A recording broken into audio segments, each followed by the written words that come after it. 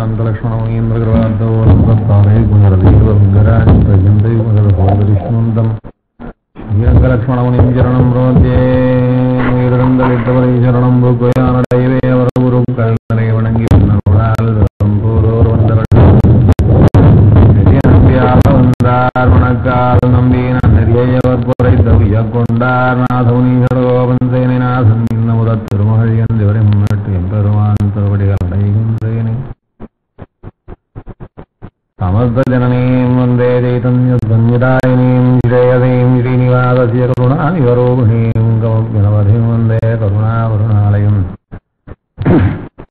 वृषशैरतडत्तानां वयं यज्ञमुपागतं सिन्धुमे देवददाद्वरीयाः दयातरङ्गानुचराः कटाक्षाः श्रोत्रेषु पुंसां मृतं क्षरन्तीं सरस्वतीं संहितकामधेनुम्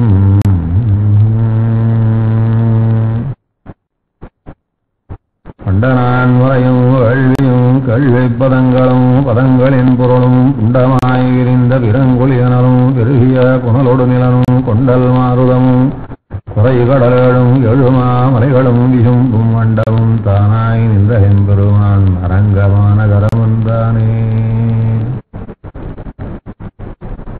श्रीमान् वेङ्कटनाथार्य कवितार्किककेसरी वेदान्ताचार्यवर्यो मे सन्निधत्तान् सुराकृती.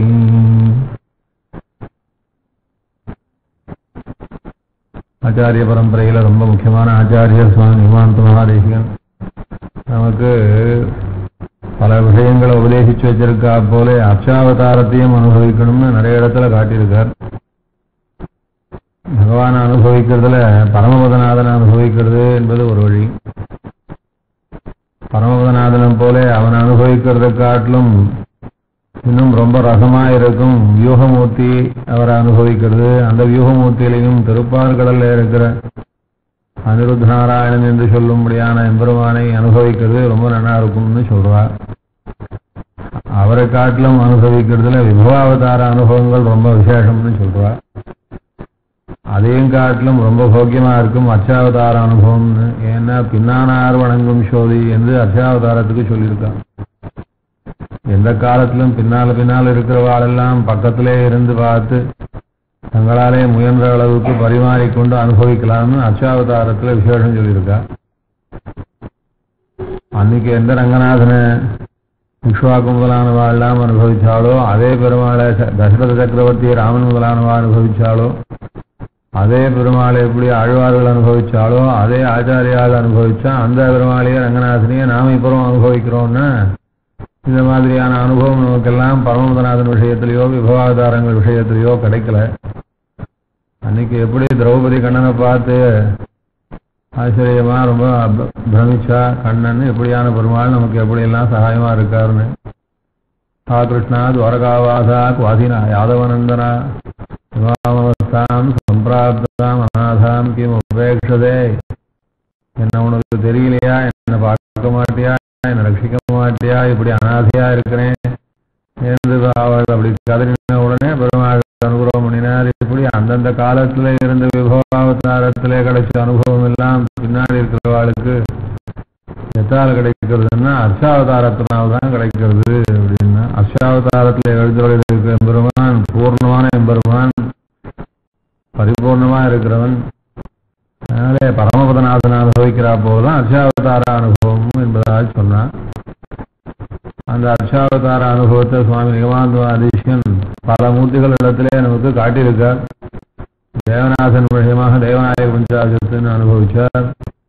தேவலீசன் விஷயமா தேவலீச ஸ்துதியை அனுபவிச்சார். தீபபிரகாசன் விஷயமா சரணாகதி தீபிகா அனுபவிச்சிருக்கார்.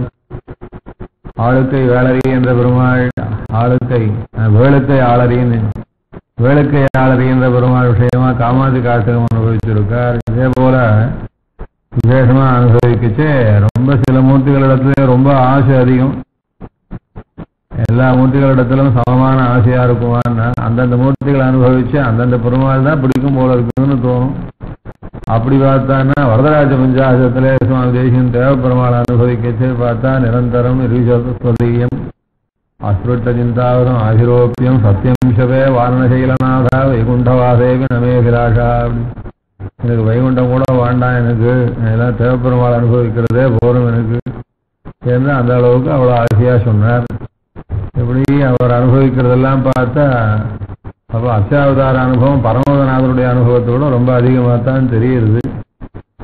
அதுலேயே ரொம்ப விசேஷமாக எந்த அனுபவம் ரொம்ப இஷ்டமாக இருக்கு சுவாமி தேசிகனுக்குன்னா ரங்கநாதன் என்ன நினைச்சாருன்னா ரொம்ப பிடிக்கும் போல தெரியுது. எப்படி சுவாமி அப்படின்னா பாதுகாதத்தில் சாதிக்கிற என்ன சாதிச்சார்னா, இருந்தாலும் இந்த பட்டாச்சாரர்கள் எவ்வளோ கொடுத்து வச்சுவான்னு பெருமாளை அனுபவிக்கிட்டே தெரியுது. பெருமாள் திருவடியை கட்டியாக பிடிச்சிக்கிறா.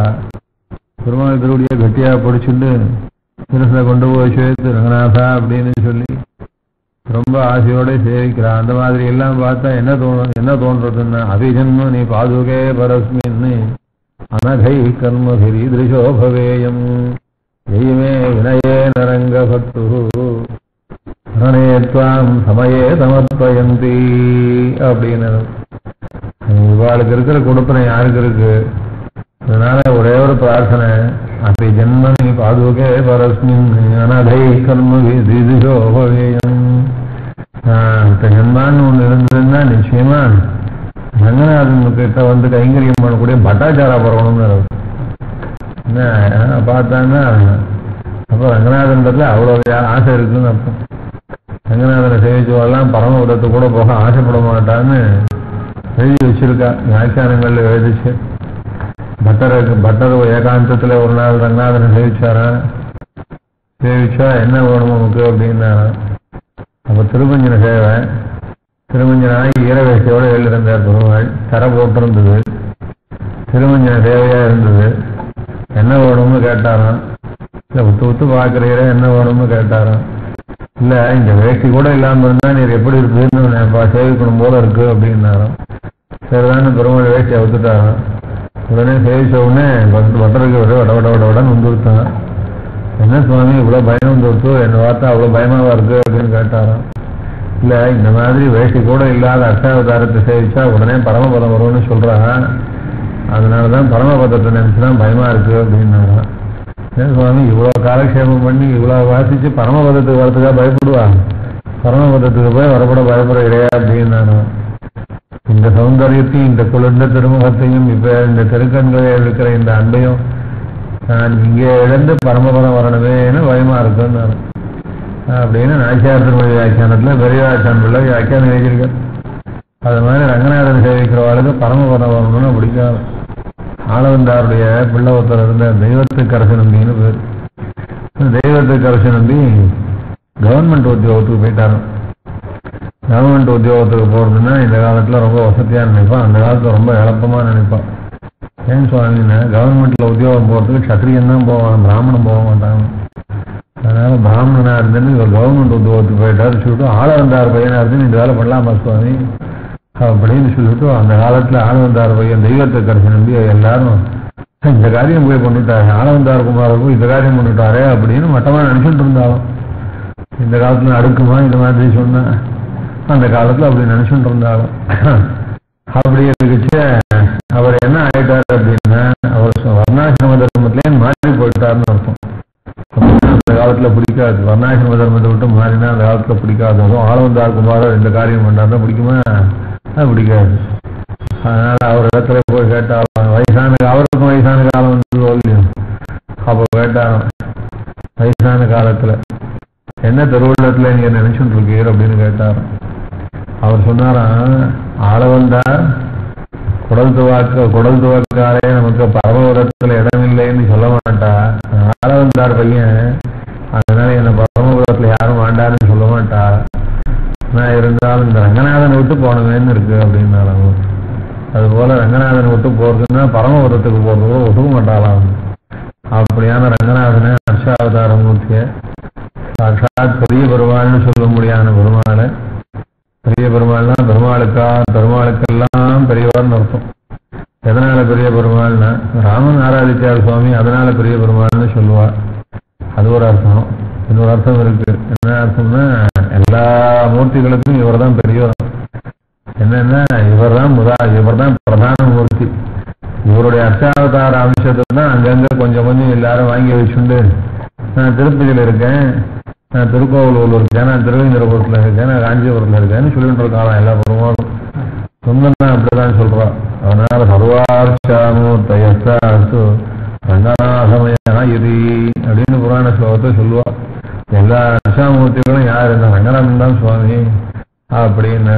இதை யாரு சொல்லியிருக்கா? இந்த திருப்பாணர் கூட அப்படிதான் சொல்லியிருக்காளாம். அமரன் ஆதிவீரான் அடியார்கன் ஆட்கோடு தவிமலன் விண்ணவர்கோன்கிறார் பொழில் வேங்கடவன் நிமலன் நின்மலன் நீதிவானவன் நீழ்மதில் அரங்கத்தம்மான். வேங்கடவன் யாருன்னா நீழ்மதில் அரங்கத்தம்மான். அப்படி அங்க ரொம்ப பணக்கார பெருமாளாக இருந்து எல்லாரும் வாங்க வாங்கன்னு சொல்லி உண்டிய எவ்வளவு வாரினாலும் அள்ள முடியாம அவசப்பட்டு நிற்கிறாரு அந்த பெருமாள் யார் அப்படின்னா வேங்கடவன் நீழ்மதில் அரங்கத்தம்மான். அவர் ஸ்ரீரங்கத்தில் இருக்கிற பெருமாள் தான். அதனால சொல்றது ஒன்று, அதைத்தான் ஆழ்வாரும் சொன்னார், ஆறாமும் சோழ்ந்த அரங்கம் அப்படி.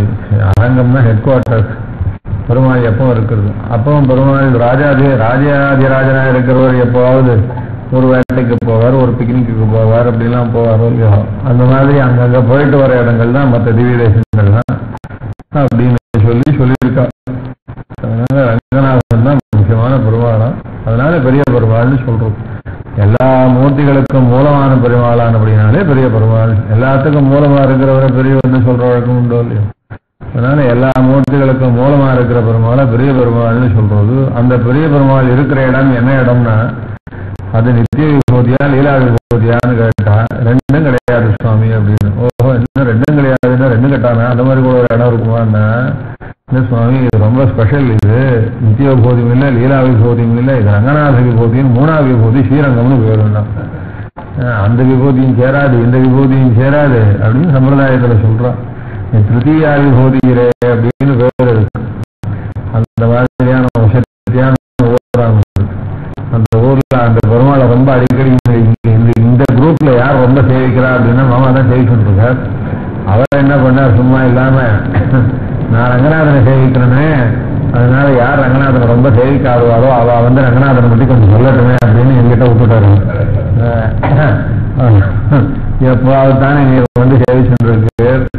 அதனால ரங்கநாதனை பத்தி என்ன ஸ்லோகம் இருக்கு அப்படின்னா பகவத்யான சோபானம் இருக்குது, தேசிகன் அருளி செய்தது, அதை பத்தி கொஞ்சம் சாயிருக்கா அப்படின்னா அவர் ஏற்கனவே ஒரு மாசமா சொல்லியிருந்தார் சோபானம் கட்டணும். அது பரமபத சோபானம். அது சோபானம் கட்டணும், படிக்கட்டு கட்டணும்னு அர்த்தம். அது அந்த படிக்கட்டு தான் கட்டணும் அப்படின்னா அங்கேருந்து மேஸ்திரி பார்த்துட்டு இந்த படி இப்போதைக்கு ஆகாது சுவாமி, அதனால வேற படிக்கட்டு ஏதாவது இருக்கா சொல்லுவோம் அப்படின்னா சரி பகவத் தியான சோபானம் ரங்கநாதன் விஷயமா இருக்குன்னு சொல்லி அதை விஞ்ஞாபிக்கலாம் அப்படின்னு உத்தரவு கொடுத்தார். ஏன்னா நமக்கு இருக்கிற கால அவகாசம் திட்டமா இருக்கு. அதனால பகவத் தியான சோபானம் 12 ஸ்லோகம் தான். அதனால நம்ம கால அவகாசத்துக்குள்ள சரியா முடிச்சுக்கலாம்னு அபிப்பிராயத்தினால இப்போ அதை ஆரம்பிச்சிருக்கோம். அதனால முதல்ல ஸ்லோகத்தை ஆரம்பிக்கிறதுக்கு முன்னாடி தனியனை சொல்ற வழக்கம். சம்ஸ்கிருத ஸ்லோகத்துக்கெல்லாம் சுவாமி தேசிகனுடைய இதுக்கு ஸ்ரீமான் வேங்கட சொல்ற வழக்கம். அதனால்தான் ஸ்ரீமான் வேங்கடநாதாரிய கவிதார்கிக கேசரி வேதாந்தாச்சாரியவர்யோமே தத்தாம் சுவாசதி ஸ்லோகத்தை அனுசந்தானம் பண்ணணும். அதுல முதல்ல ஸ்ரீமான் அப்படின்னார். என்ன ஸ்ரீமான்? நம்ம கேள்விப்பட்டிருக்கோம் ஸ்ரீமான். 2 ஸ்ரீமான் உண்டு, கர்ப்ப ஸ்ரீமான் உண்டு, அப்புறம் வெளியில வந்தாவது ஸ்ரீமான் உண்டு. கருவிலே திருவிழாதையே காலத்தை கழிக்கின்றேன்னு சொல்லியிருக்காரு. ஆனா கர்ப்பத்திலேயே ஸ்ரீயா இருந்தா ஸ்ரீமான் அர்த்தம். பேசிக்கங்க எந்த மாதிரியான ஸ்ரீமான் அப்படின்னா ஒரு கர்ப்ப ஸ்ரீமானாவும் இருந்தார், அப்புறமும் ஸ்ரீமானா தான் இருந்தார். கர்ப்ப ஸ்ரீமானா இருந்தாருன்னா கர்ப்பத்திலேயே ரொம்ப ஸ்ரீமானா இருந்தார், கர்ப்பத்திலேயே பணக்காரரா இருந்தாருன்னு இல்லை. நாம நினைக்கிற பணம் எல்லாம் கிடையாது அவகிட்ட. அத்தஸ்கரகர கிராஹ்யம் அராஜக வசம் வரம் அதாயாத விபாகார்த்தம். தேசியம் சொல்றாரு பணம்னா எப்படி இருக்கணும்னு. அவர் அத்தஸ்கர கர கிராஹ்யம் அப்படின்னு ஆத்துல தீவட்டி கொள்ளக்காரங்க வரணுமா, தீவட்டியை போட்டு சுத்தி பார்த்து ஏதாவது கிடைக்கிறதான்னு பார்த்துட்டு போயும் இவ்வளோ கஷ்டப்பட்டு இந்த வீட்டுக்குள்ள போய் வந்தவன் அப்படின்னு சொல்லிட்டு வெளியில போச்சே ரொம்ப ஏழை போறதுக்கு அடுத்த வேலை சாப்பாட்டுக்கு ஏதாவது வச்சுக்கிட்டோம்னு சொல்லிட்டு கையிலேன்னு மூட்டையை வச்சுட்டு போனோம். ஆத்தஸ்கர கரக்கு ஆசியம் அப்படின்னு திருடன் வந்தான்னா எடுத்துன்னு போக முடியாதான். அந்த மாதிரியான சொத்து நிறைய சேர்த்து வச்சுக்கணும் ஆத்துல அப்படின்னு. அராஜ கவசம் மதம் அப்படின்னு. அடுத்தது என்னன்னா, இன்கம் டாக்ஸ் டிபார்ட்மெண்ட்ல இருந்து ரைடு விடுவானோ, அவன் அங்கேன்னு வந்து பார்த்துட்டு இந்த வீட்டுல இந்த நேரத்துல நமக்கு டாக்ஸ் கட்டுறதுக்குன்னு ஒண்ணுமே கிடையாது, ரொம்ப முடியாத போல இருக்கு. அதனால கவர்மெண்ட்ல இருந்து ஏதாவது எய்டு கொடுக்கறதுக்கு ஏதாவது இருந்ததுன்னா இந்த ஆட்டுக்கு கொடுத்தான்னு சொல்லிட்டு போய் ரெக்கமெண்ட் பண்ணுவானோ. இந்த ஆட்டுக்கு போய் பார்த்தேன் ஒண்ணுமே கிடைக்கல, ரொம்ப கஷ்டப்படுறதா. அதனால கவர்மெண்ட்ல ஏதாவது எய்டு இருந்ததுன்னா, அது பிரைம் மினிஸ்டர் ரிலீஃப் ஃபண்ட் அந்த மாதிரி ஏதாவது இருந்ததுன்னா இவாட்டு கொடுங்கன்னு சொல்லி எழுதி கொடுப்பாங்க. அது மாதிரியா இருக்கணுமா. உள்ள வந்து பார்த்துட்டு நம்ம டாக்ஸ் போடுற மாதிரி ஒரு சொத்து கூட இல்லை சுவாமி, அப்படி இருக்கணுமா. வந்து அராஜகவசம் வரும் அராஜாத விசாகாரம். அடுத்தது என்ன அப்படின்னா, ஞாதிகள்லாம் கேஸ் போட முடியாமா. எங்க சொத்து அவ விஷயம் இருக்கா, எங்களுக்கும் கொஞ்சம் பிரிச்சு கொடுப்போம் அப்படின்னு காசு போடாமா. அந்த மாதிரி ஞாதிகள்லாம் கேஸ் போட முடியாதுன்னு சொல்லிட்டு வக்கீல்லாம் என்ன நினைச்சு போகலாம், என்ன இந்த மாதிரி அண்ணா தம்பி சண்டையே வரமாட்டேங்குது, இன்னைக்குதான் இவெல்லாம் சண்டையை போட்டு அவங்களுக்கெல்லாம் கேஸ் கொடுக்க போறாரோ அப்படின்னு சொல்லிட்டு வக்கீல் ஏங்கணுமோ. அந்த மாதிரியான சொத்து ஆற்றுல நிறைய விஷயம் இருக்கணும்னு தேசியம் சொல்றாரு. ஆதஸ்கரகர கிராஹ்யம் ராஜக வசம் வரும். நீங்க வக்கீலான்னு நீங்க ஒரு நல்ல காலம். ஏன்னா நான் சில சமயம் சொல்றது யாருக்காவது அவ தொழில பாதிக்கிற மாதிரி இருக்கும். அதனால நம்ம பாட்டுக்கு சொல்லிவிட்டு அப்புறம் பயமா இருக்கும். மாமா பார்த்தா வக்கீல் மாதிரி தான் இருக்காரு. அராஜக வசம் வரும் அராஜக விவாகம். இந்த மாதிரியான ஐஸ்வர்யா நிறைய வச்சுக்கணும்னு சொல்லியிருக்கு. அதனால தேசியம் வந்து சொன்னதுதான் செய்வார். அதனால மற்றவாள்லாம் எப்படின்னா சொன்னதை செய்ய மாட்டாங்க. சொல்றது ஒன்னா இருக்கும், செய்யறது ஒன்னா இருக்கும். அந்த மாதிரி தேசியம் அந்த மாதிரி கிடையாது. அதனால தேசியம் எவ்வளவு சொத்து வச்சிருந்தாருன்னா இந்த மாதிரி சொத்து வச்சிருந்தார். உள்ள கொரோனா வந்தாருன்னா கையை தட்டின்னு திரும்பி போகணும். கவர்மெண்ட்லயும் டாக்ஸ் போட வந்தாருன்னா அவளும் கையை தட்டின்னு வெளியில போகணும். ஞாயிற்றுக்கிழமை யாராவது பத்தியா நம்ம தாத்தா பார்த்து வெள்ளி சும்பி வந்தா வச்சிருக்கான் அப்படின்னு வந்து பார்க்க கூடாது. ஒன்றும் கிடையாது ஆத்துல.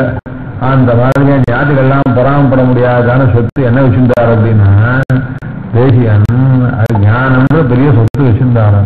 சாஹி ஸ்ரீ அமிர்தா சதாம் வேதம் சொல்லிட்டு அந்த மாதிரியான சொத்து நிறைய வச்சிருந்தாராம். அப்படின்னு யார் சொல்றா அப்படின்னா, தேசியனுடைய குமாரர் சொல்றார். எங்க அப்பா ரொம்ப பணக்காரர் அப்படின்னா, ஓஹோ யாருக்கும் தெரியாம பிள்ளைக்கு மாத்திரம் தெரிஞ்சு எங்கேயாவது பணம் வச்சிருந்தாரோன்னு நினைச்சுக்காருங்கோ. உங்க அப்பா வச்சிருந்த பணம் வேற பணம், எப்பேற்பட்ட பணம்னா இந்த மாதிரியான பணம். எப்படியான பணம்? ஆழ்வார் சொன்ன பணம். குலந்தரும் செல்வன் தந்திடும் அடியாறு கொடுயாயினவெல்லாம் நிலந்தரும் செய்யும் வருளும் அருளோடு பெருநிலம் அளிக்கும் அனந்தரும் மற்றும் தந்திடும் பெற்ற தாயினும் ஆயுன செய்யும் நலந்தரும் சொல்லை நான் கண்டுகும் நாராயணா என்னும் நாராயணன்றதான திருநாமம் திருவட்டாட்சிரத்தை ஜபிச்சதுனாலே வரக்கூடிய என்ன ஞானமாகிற சம்பத்து உண்டோ அந்த ஞான சம்பத்தை நிறைய வச்சிருந்தாராங்க ஸ்ரீமான். அப்ப ஏற்பட்டவராகும் நமக்கு பிரபந்தம் சொல்லியிருக்கார், காவியம் எல்லாம் சொல்லியிருக்கார், சோத்திரவாரம் சொல்லியிருக்கார். என்ன முதல்ல ஸ்ரீமான், அப்புறம் வெங்கடநாதாரியா, அடுத்து வெங்கடநாதன் திருநாமம். ஏன் சுவாமி திருநாமம்னா அவதார விசேஷம் சுவாமி, அதனால அந்த திருநாமத்தை சொன்னார். திருவேங்கடமுடையாருடைய அவதாரமே வந்து அவதரிச்சு. இந்த திருவேங்கடமுடைய அவதார அனுகிரக விசேஷத்தினாலே கண்டாமணின்னு சொல்லுவா. அந்த மணி தான் வந்து அவதரிச்சதுன்னு சொல்லுவா. திருவேங்கடத்துக்கும் எங்க அப்பாவுக்கும் ரொம்ப அவதாரத்துல சம்பந்தம் இருக்கு அப்படிங்கிறதுனால திருவேங்கடநாதன் என்ன, அதனாலதான் அவருக்கு திருவேங்கடமுடைய அந்த திருநாமம் வச்சா. அதே வெங்கடநாதன் சொல்லுவா. எங்க அப்பா அந்த வெங்கடநாதனைத்தான் பெருமாளைத்தான் அப்படின்னாரு. வெங்கடநாதாரிய கவிதார்கிக கேசரி. அடுத்தது எப்பேற்பட்டவராகும் கவிகளுக்கும் தார்கிகாலுக்கும் சிங்கம் போல இருந்தாராம். கவிதார்க்கிக சிம்மம் அப்படின்ற பட்டம் எப்ப கிடைச்சது அப்படின்னு, கவிதார்க்கிக சிம்மம் தேசியனே சாதிச்சிருக்கார். கவிதக்கிய கேசரி வேயந்தாரிய வெங்கடேய விரகிதம் அச்சுயதயம். தேசியனே அப்பப்போ ஸ்லோகங்கள்லாம் கடைசியில் எழுதிச்சு சொல்லுவார் அவர். கவிதார்க்கிக கேசரினா வெங்கடநாதேன கிரகிதானேதாம் அப்படின்னு சொல்லி கவிதார்க்கிக சிம்மம்னு சொல்றாரு அவர். அதனால அவர் கவிதார்க்கிக சிம்மம்ன்ற டைட்டில் இருந்தது அப்படின்றது அது அவரே கூட ஸ்வீகரிச்சு பிரபந்தங்கள்லாம் எழுதி வச்சிருக்காருன்றது நல்லா தெரியுது. கவிதார்க்கிக சிம்மம்ன்ற டைட்டில் எப்ப கிடைச்சது அப்படின்னா அது திருவேந்திரபுரத்தார் என்ன சொல்லுவா அப்படின்னா, எங்க ஊர்ல எங்க பெருமாள் தான் கொடுத்தாரு அப்படிங்குவோம். எல்லாமே எங்க பெருமாள் தான் அப்படின்னு சொல்லுவாங்க. அதனால திருவேந்திரபுரத்துல தேவநாதன் தான் கவிதார்க்கிக சிம்மம்னு டைட்டில் கொடுத்தார் அப்படின்னு சொல்லுவா. அப்புறம் திருவேந்திரபுரத்தை ஒத்துக்காதுவா. திருவேந்திரபுரம்லாம் அதெல்லாம் என்ன சுவாமி 108ல் 10 பாட்டு அந்த ஊர்ல அவ அப்படித்தான் சொல்லிப்பா. அதனால அந்த ஊருக்கார அதனால சொல்லலாம், நாங்க ஒத்துக்க முடியாது. அதனால கவிதார்க்கிக சிம்மம் யார் டைட்டில் கொடுத்தார் அப்படின்னா ரங்கநாதன் தான் அந்த டைட்டில் கொடுத்தார் அப்படின்னு சொல்லுவா. அப்புறம் சில பேர் என்ன சொல்லுவா அப்படின்னா, ரங்கநாதனும் கொடுக்கல, தேவநாதனும் கொடுக்கல, வேற யாரும் கொடுத்தா. அது யார் கொடுத்தா அப்படின்னா பாதுகாசகத்திரம் அருளி செய்தவங்கனே அது சேவிச்ச வைஷ்ணவாள் தான். ஏன்னா ஒரு ராத்திரியில இப்படி யாரும் கவி சிம்மமா எழுதியிருக்கார், ஏற்கனவே தார்க்கிக சிம்மம். அதனால இவருக்கு இந்த டைட்டில் தான் தகுந்த சொல்லிவிடும். பாதுகாசகத்திரம் சாதிச்சு பெருமாள் சன்னதியில் சமர்ப்பிச்ச உடனே அப்ப இருந்த வைஷ்ணவாள்லாம் சேர்ந்து கவிதார்க்கிக சிம்மம் அப்படின்னு டைட்டில் கொடுத்தான்னு சொல்றா. ஆனா இருந்தாலும் கொடுத்தா எப்படி எப்ப கொடுத்தாலோ எப்படி கொடுத்தாலோ டைட்டில் இருந்ததுன்றது தேசிகனே ஒத்துக்கிறார். ஆனா அவருடைய சீசுக்திகள்லயே நிறைய வருது. அதனால கவிதா அப்படியாக்கும் கவிதார்க்கிக சிம்மம்னு சொன்னார். அதனால முதல்ல சொன்னது திருவேங்கடமுடைய கிருபையினாலே அவருடைய சம்பந்தத்தினாலே இல்ல அவராகவே அவதரிச்சவர் எங்க அப்பா அப்படின்னு அங்க முடிஞ்சுதான் கவிதார்க்கிக கேசரி என்று சொன்னா இவருடையதான மற்ற எல்லா பிரபாவத்தையும் எத்தனை காவியம் பண்ணியிருக்கார், எத்தனை வேதாந்த கிரந்தம், எத்தனை சாஸ்திர கிரந்தங்கள்லாம் பண்ணியிருக்கார் என்று எல்லாத்தையும் அப்படி ஒரு முறை நினைச்சு பார்த்தா அவருக்கே ரொம்ப பிரமிப்பா இருக்கு. எல்லாத்தையும் வாசிச்சு வரும் இல்லையோ, நாம எல்லாம் சும்மா இண்டெக்ஸ் பண்ணி வச்சுட்டு இருக்கோம். தேசிகன் என்னென்ன சாய்ச்சார் அப்படின்னு சொன்னோம்னா இண்டெக்ஸ் பண்ணி வச்சுட்டு இருக்கோம் நம்ம. அப்புறம் அப்படி இல்லை, எல்லாம் தேசிகன் கிட்ட சொந்தம் எல்லாத்தையும் வாசிச்சார். அப்பா கிட்டே மொத்தமா வாசிச்சுட்டார் அவர். அதனால அவருக்கு தெரியும் இந்த கிரந்தெல்லாம் பண்ணணும்னா எப்பேற்பட்ட சிம்மமா இருக்கணும்னு தெரியும். அதனால அப்பா அவர் சொல்றாரு கவிதார்க்கிக சரி. முதல்ல அவதாரமாச்சு திருவேங்கடமுடையான்னு சொல்லி, அப்புறம் ரெண்டாவது இப்படி ஊரெல்லாம் பேர் வாங்கின மகாகவின்னு சொல்லி அவருடைய சரித்திரங்கள் எல்லாம் அதில் அடங்கும். கவிதார்க்கிக கேசரின்னா அவர் ஜெயிச்ச சரித்திரம், அவர் காவியம் பண்ண சரித்திரம், அவர் திவிதேசத்தை அனுபவித்த சரித்திரங்கள், பெருமாளுக்காக சோதனம் பண்ண சரித்திரங்கள் எல்லாம் கவிதார்க்கிக கேசரிகள் அடங்கி போச்சு. அப்புறம் கடைசியில் 3வது வேதாந்தாச்சாரிய வரியோமேஹே. அப்புறம் ரங்கநாதன் கொடுத்த பெரிய டைட்டில சொன்னார். யாருக்கும் இல்லாத டைட்டில் இது. ரங்கநாதன் பெருமாள் தான் உலகத்துக்கு வேதாந்தாச்சாரியன். இப்போ இந்த வேதாந்தாச்சாரியன்ற டைட்டில் வேற யாருக்கும் பெருமாள் இது வரைக்கும் கொடுத்ததில்லை. இது வரைக்கும் சிருஷ்டி ஆரம்பத்திலேருந்து யாருக்குமே இந்த டைட்டில கொடுத்ததில்லை. ஒருத்தருக்கு முதல்ல ஒரு டைட்டில் கொடுத்தார். என்ன டைட்டில் கொடுத்தாருன்னா வியாசாச்சாரியர் இருக்காரு, வியாசருக்கு அவருக்கு வேதாச்சாரியர்னு பேர் கொடுத்துருக்கார். ஏன்னா அவருக்கு தான் வேதத்தெல்லாம் அவர் தான் பிரவச்சனம் பண்ணணும்னு சொல்லிட்டு வேதெல்லாம் நீர் தான் சுவாமி பொறுப்புன்னு அவர்கிட்ட கொடுத்தார். ஆனால் இருந்தாலும் அவருக்குமே கூட வேதாந்தாச்சாரியர்னு டைட்டில் கொடுக்கல, தேசியனுக்கு தான் கொடுத்தாராம். அதனால இப்படி பெருமாளாலே வேதாந்தாச்சாரியர் யாருக்கும் இல்லாத ரீதியிலே ரொம்ப அத்விதீயமாக கொடுக்கப்பட்டதான பெருமையை உடையவர் அவையப்பட்டவரான சுவாமி நிகமானந்த மகாதேசிகன். வேதாந்தாச்சாரிய வர்யோமே சன்னிதத்தாம் சதாஹதி அப்படின்னு இதுல வேங்கடநாதாரியா ஆரியா அப்படின்னாலும் அதுவும் பெருமையை தான் சொல்லும். கஷ்டமா ஆரியான்னா பெருமையுடையவர்னு அர்த்தம். கவிதார்க்கிக கேசரி அப்படின்னா கேசரினா சிம்மம், அதுவும் சிரேஷ்டமானவர்னு அர்த்தம். வேதாந்த ஆச்சாரியர், வேதாந்த ஆச்சாரியர் அப்படின்னு ஆச்சாரியன்னு சொன்னா போறோம். வேதாந்த ஆச்சாரிய வரியோமே அப்படின்னு வரியர்னாலும் சிரேஷ்டர்னா ஒன்னொன்னுக்கும் அவதாரத்தினாலே சிரேஷ்டர், சரித்திரத்தினாலையும் வசந்தவர். அப்புறம் பெரும் டைட்டில் வாங்கினவர்கள் இவர மாதிரி வசந்தவா கிடையாது. அப்படியான எல்லா பேருமே இருக்கிறவர் சுவாமி. அப்ப ஏற்பட்டவர் சன்னிதத்தாம் சதாஹி. அவர் எனக்கு எப்பவும் மனசுல சேவை சாட்சியே இருக்கணும். அவர் இருந்தா போறோம், வேற ஒன்றும் வேண்டாம். ஆச்சாரிய சம்பத்தை விட பெரிய சம்பத்து ஒன்றும் இல்லை. பிரபஞ்சத்துல பிறந்தவனுக்கு ஆச்சாரிய சம்பத்தை விட பெரிய சம்பத்து இல்லைன்னு சொல்லியிருக்கா புஸ்தகத்துல. அதனால அப்பேற்பட்டதான சம்பத்தாக்கும் எனக்கு வரணும், அது என் மனசுல எப்பவுமே இருக்கணும் அப்படின்னு பிரார்த்திக்கிறார் இந்த ஸ்லோகத்தினால. அப்படின்றது இந்த தனியனுக்கு ஒரு சுருக்கமான. இதுக்கெல்லாம் அடுத்தது ரங்கநாதனை பற்றி நிறைய சொல்லியிருக்கார் சுவாமி. அதனால மேற்கொண்டு அங்க அனுபவிக்கணும். அதில் முதல் ஸ்லோகம் என்ன பண்ணா சுவாமி தேசிகன் அப்படி நிக்கிற பெருமாளெல்லாம் அனுபவிச்சிருக்காரு. எந்த பெருமாள் சுவாமி அப்படின்னு காலை தூக்கி நிக்கிற ஒரு பெருமாள் தேவகேசன் பேர் வருது, அவர் கூட அனுபவிச்சிருக்கார். அடுத்து நிக்கிற பெருமாள் அருள் வரகர் நின்ற பெருமையேன்னு சொல்றது. எப்பவுமே நின்று கேட்டு ஆச்சரியமா அவர் நிக்கிறா போல யாராலையும் நிக்க முடியாது இது மூலியம் அது மாதிரி அவர் நிக்கிற அழகே போல இன்னொருத்தருக்கு நிக்க வராது அப்படின்னு சொல்லியிருக்கா அப்படின்னு தேசியனே சாதிச்சிருக்கார் அருள் வரதர் நின்ற பெருமையே அப்படின்னு சொல்லியிருக்காரு அதனால அவருடைய நிக்கிற அழகெல்லாம் அனுபவிச்சு சொல்லியிருக்காரு அப்புறம் அதே மாதிரி நிக்கிற பெருமாள் யாருன்னா தேவநாசன் இருக்கார் அவரெல்லாம் சொல்லியிருக்கார் எப்படி நிக்கிற பெருமாளெல்லாம் சொல்லி பார்த்தார் இருக்கிறதுலே படுத்துக்கிற பெருமாள் யார் சுவாமி அப்படின்னு வேகாசேது சோதரம்னு அந்த படுத்துக்கிற பெருமாளெல்லாம் சொல்லி பார்த்திருக்கார் இருந்தாலும் ரங்கநாதன் அனுபவிக்கிட்டு ஒரு தனியா அனுபவமா தோணித்தான் என்னன்னா இந்த ரங்கநாதனை தினமுமே இதே போலத்தான் படுத்துக்கச்சே தியானம் பண்ணணும்னு அவர் எப்படி பெருமாளை தியானம் பண்ணுவாரோ அந்த தியானத்தை இங்க சொல்றாரு அதனால பகவத் தியான சோபானம்னா இதை படுத்துக்கிட்டே எல்லாரும் தினமும் சொல்லிட்டு படுத்துக்கணும் அப்படின்னு சில பெரியவாள் அனுஷ்டானத்துல வச்சுட்டு இருக்கா ரங்கநாதனை நினைச்சுட்டு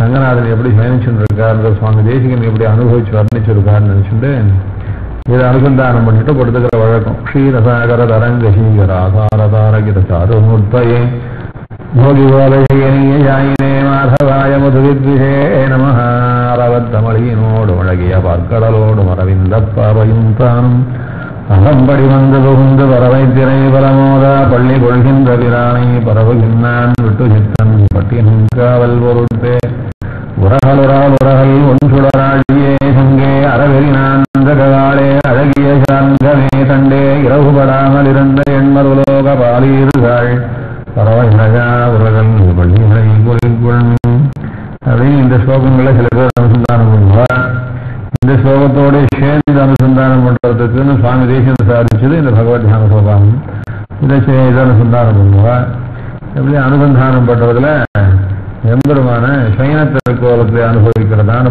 பாசுரங்கள் அந்த பாசுரத்துல முதல்ல ஆரம்பிக்கிற அந்தர்ஜோதிஹி கிமபியமினாம் அஞ்சனம் யோகதிருட்டே சிந்தாரத்னம் துலபவிகணா சித்தி மோக்ஷானுரூபம் தீனாநாதோ யசனஹம் தெய்வதம் தெய்வதானாம் தீயம் சக்ஷோ ஸ்ருதி பரிஷதாம் திருஷ்யதே அங்கமத்தியே ஸ்ரீரங்கத்துல கண்ணுக்கு எதிர தேவையாராரு என்ன ஆச்சரியமா இருக்கார் என்று பெருமாளை மொத்தமா அனுபவிக்கிறார் இப்போ இந்த முதல் ஸ்லோகத்தினாலே மொத்தமா அனுபவிக்கிறாருங்க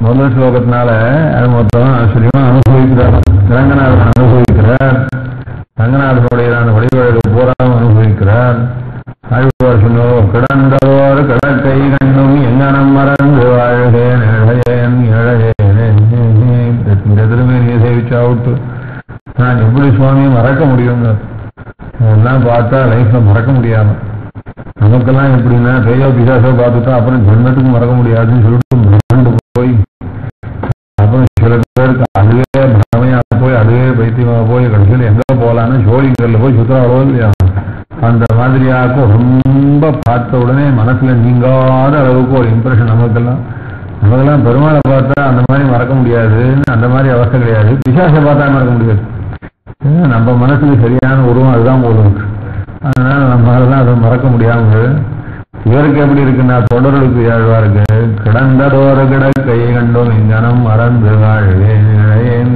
இழையேனே உட்கார்ந்து இருக்கிற பெருமாளை பார்த்தா கூட சரி கொஞ்சம் மறந்துவிடலாம் சுவாமி உட்கார்ந்து இருக்கிற பெருமாளை பார்த்தா மறந்து நிற்கிற பெருமாளை பார்த்தா கூட மறந்து போயிடலாம் ஆனா இருந்தாலும் இந்த படுத்து இருக்கிற பெருமாளை பார்த்தா அது மறக்க முடியலையா என்ன பண்றது மறக்கும் பாயு நீரரங்கன் தன்னுள் வான்பனை பள்ளி மாயனாறு திருநன்மாரும் மரகத உருவும் தோளும் தூய தாமரை கண்களும் துவரிழவளவாயும் ஆயசீர முடியும் தேசம் அடிகளோக்கு அகலாமே அந்த மாதிரி ரங்கநாதன் அவெல்லாம் அனுபவிச்சிருக்காவளோ இல்லையோ அந்த மாதிரி ஆழ்வார் அனுபவிச்சா மாதிரி நம்ம ஆச்சாரியாள் பட்டர்லாம் அனுபவிச்சிருக்காரு அதே மாதிரி ஆழ்வார் அனுபவிச்சா மாதிரி ஆச்சாரியால் அனுபவிக்கிற வழக்கம் அதே மாதிரி ஆச்சாரியால் பட்டர் அனுபவிச்சார் சுவாமி தேசிகன் அனுபவிச்சார் அந்த பட்டர் சொன்ன என்ன பண்ணணும் அப்படின்னாங்க என்ன பண்ணணும் இப்போ முதல்ல ரிட்டையர் ஆயிடணுமா 20 வயசுலேயே வேலையிலேருந்து ரிட்டையர் ஆயிடணுமா எல்லாரும் 60 வயசுல ரிட்டையர் ஆகணும் தான் நினைச்சுட்டு இருக்கா அப்படின்னு அவர் கதாகம் காவேரி தடபரிசரே ரங்கநகரே சயானம் போகீந்திரே சடமகமணி ஷியாமலருதிமுபாசீன கோஷம் மதுமதன நாராயண ஹரே முராரே கோவிந்தேத்யனிகமுபேக்ஷ்யாமி திவசான் 20 வயசுலேயே ரிட்டையர் ஆகணும் அப்படின்றாரு. ஒரு வேலையும் பண்ணக்கூடாதான். சாஸ்திரம் சொல்லியிருக்கு, எக்கிஞ்சிரவி குருவானோ விஷ்ணுவர் ஆயத்தனையும் வசையது, நகிஞ்சிரவி குருவானோ விஷ்ணுவர் ஆயத்தனையும் வசையதுன்னு சொல்லி. ஏதாவது பண்றதா இருந்தா கோவில்ல போய் எதையாவது பண்ணி உட்காந்துருக்கும். ஏதாவது பண்ணாத இருந்தாங்கன்னா அதையும் கோவில்ல போய் சும்மா உட்காந்துட்டு அப்படின்னு என்ன அந்த மாதிரியாக்கும். திவ்ய தேசங்கள்ல அர்ச்சாவதாரத்தோட அந்த மாதிரி சம்பந்தத்தோட இருந்தான்னா அவளைத்தான் ரொம்ப வசதியா சொல்லியிருக்கு. ஆனா ஒன்றும் செய்யாம இருக்கலாமா சுவாமி கோவில்ல அப்படின்னா, ஏன் ஒன்றும் செய்யாம இருந்தா ரொம்ப பிடிக்குமாமே பெருமாளுக்கு அப்படின்னு. கோவில்ல போய் ஒன்றும் செய்யாம ஓரமா உட்காந்துட்டு கிடைச்ச போது ஏதாவது திருமாலை விட சுண்டல் எதனா வாங்கி சாப்பிட்டு இப்படி சௌக்கியமா இருந்தா தப்பா அப்படின்னா, அதுக்காக தொண்டர் சொன்னார், நான் அந்த மாதிரி உத்தியோகத்தை தான் எதிர்பார்த்துட்டு இருக்கேன். இத மாதிரி எல்லாரும் வந்து சேர்ந்துக்கோங்க கோவில்ல. அப்புறம் கோவில் பூரா யார் இருப்பா அப்படின்னா ஊர்ல எல்லாரும் சொல்லுவா, சோம்பேறி கூட்டமா கோயில் சுத்தின்னு இருக்கு அப்படின்னு. அதை கேட்டான்னா ரங்கநாதனுக்கு எப்படி இருக்கும்னா ஒரே குழு குழு குழுன்னு இருக்குமா. நம்ம கோவில் பூரா ஒரே சோம்பேறி கூட்டமா இருக்குன்னு சொல்லிட்டு ரங்கநாதனுக்கு ரொம்ப திருப்தியா இருக்குமா அப்படிங்கிறார். காம்பரத்தலை சரை திருவங்கடை தலை இருந்து வாழும் விஷம் பரயுகத்தி போடும் சோழ் புனரங்கத்தானே வாழும் சோம்பர் அப்படின்னு 4 விதமா பிரிச்சு வச்சிருக்கா. வாழும் சோம்பர், வாழாது சோம்பர், வாழும் சுறுசுறுப்பு, வாழாது சுறுசுறுப்பு 4 பேர் பிரிச்சு வச்சிருக்கா. அதை யாரை ரொம்ப பிடிக்கும் அப்படின்னா வாழும் சோம்பரை உகத்தி போடும். வாழும் சோம்பர்னா கோவில்ல வந்து கோவில்ல வந்து சோம்பேறித்தனமா உட்காந்து சுண்டரை வாங்கி சாப்பிட்டு இருக்கிறவாளாம். அதே மாதிரி வாழாத சோம்பர்னா யார் அப்படின்னா வேலை வெட்டி இல்லாம வெளியில சுத்தின்னு இருக்கிறவாளாம். அவளை பிடிக்குமா பெருமாளுக்கு அப்படின்னா இல்ல வேலை வெட்டி இல்லாம கோவில சுத்தின்னு இருந்தா பிடிக்கும் அப்படின்னு சொல்லி இல்லையா. அப்பேற்பட்டது. அதனால ரங்கநாதனுடைய சந்நிதியில ஒன்றும் செய்யாம கோவிலுக்குள்ள இருந்தாலே அதுவே பரமசோக்கியம் அப்படின்னு சொல்லச்சு பட்டர் என்ன சொல்லுவார் தெரியுமோ அப்படின்னு. இதே மாதிரி தான் லைஃபே இப்படிதான் எனக்கு இருக்கணும் அப்படின்னு. கதாகம் காவேரி கட்டபதி சரே ரங்க நகரே சயானம் மனுஷியாமருஜின் ஆச்சரியமா படுத்துட்டு இருக்கானே அப்படியான நான பாம்பலப்படுத்த இருக்கவன் அப்படியே நினைச்சுட்டு எங்கேயாவது காவேரி கரையில இருக்கிறதான எங்கேயான கிழக்கு மாலை வீதி வடக்கு மாலை வீதி இந்த மாதிரி இடத்துல ஒரு பிளாட்டை வாங்கி வச்சுட்டு அது ஆட்டு வாசல தின்னா இருக்கணுமா. தடவரிசரே ரங்க நகரே சயானம் மோகீந்திரே சரணகமணி சியாமலருஜிம் உபாசீனா கோஷம் மதுமதனா நாராயணா. அந்த இன்னையில உட்காந்து என்ன சொல்லணும்னா ஆட்சி சாப்பிட்டாச்சுன்னா அர்த்தம் வேலை வச்சு கூடாது. மதுமதனா நாராயணா ஹரே முராரே கோவிந்தே தியனிசமபனே. பெருமாள் திருநாமங்களை கோவிண்டு அப்பப்ப எப்பெல்லாம் கொஞ்சம் டென்ஷனா இருக்கோ அப்பெல்லாம் கோவிண்ட உட்காந்து இதுவே போதும் சுவாமி அப்படின்னு. அப்படியாக நான் ஸ்ரீரங்கத்துலன்னா இந்த மாதிரியாக்கும் சோம்பேறியாவானா பொழுது வைக்கணும்னு சொல்லுவாள் இல்லையோ. அப்பேற்பட்ட ஊர்ல ஆழ்வார்கள்லாம் அனுபவிச்சா எப்படிலாம் அனுபவிச்சா. குலசேகர ஆழ்வார் சொன்னார், ஊர் சுவாமி இந்த ராஜ்யத்தை வச்சுண்டு எவ்வளோ பவர், எவ்வளோ மணி, எவ்வளோ ஜனங்கள் என்னன்னா இந்த பக்கம் திரும்பினா உடனே கையை கட்டின்னு வந்து நிற்கிறாங்க. ஆனால் யாரும் காட்டான்னு சுவாமி அப்படின்னு. என்ன ஜனங்கள் எப்ப பார்த்தாலும் அடியேன்னு ராஜா என்ன சொல்ல போறாருன்னு பார்த்து இந்த சமுதாயமே நம்ம வாழலாம் என்ன பண்ணலாம் அப்படின்னா பூதளத்தில் என்று பொருளும் நாளே. ஸ்ரீரங்கத்துல போய் அந்த பிராகாரத்துல விழுந்து சுத்தி கோவிந்தா போட்டா அது எவ்வளவு நல்லா இருக்கு. அதை விட்டுட்டு போறோம் இங்க என்ன சுவாமி போறோம் ராஜாவா பட்டமா அந்தஸ்தான் சேனியா மக்களா என்ன ஐஸ்வர்யமா அப்படின்னு சொல்லுவார். அப்ப ஏற்பட்டதான இப்படியாக்கும் போகத்தை எல்லாம் விட்டுட்டு அனுபவிக்க வேண்டிய பெருமாளை ஸ்ரீரங்கத்துல யமிகள்லாம் எப்படி சேவிக்கிறா அப்படின்னு அந்தர்ஜோதி கிமபி யமினாம் அப்படின்னு ஆரம்பிக்கிறார். அந்தர்ஜோதி கிமபி யமினாம்.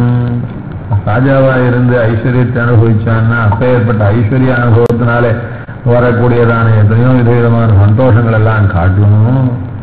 ரொம்ப பெரிய சந்தோஷம் அப்படியே ரொம்ப புல்லரிச்சு போறா போல இருக்கக்கூடியதான அனுபவம் உண்டு. அது என்ன அனுபவம்னா யோகாபியாச அனுபவம் அப்படின்னு.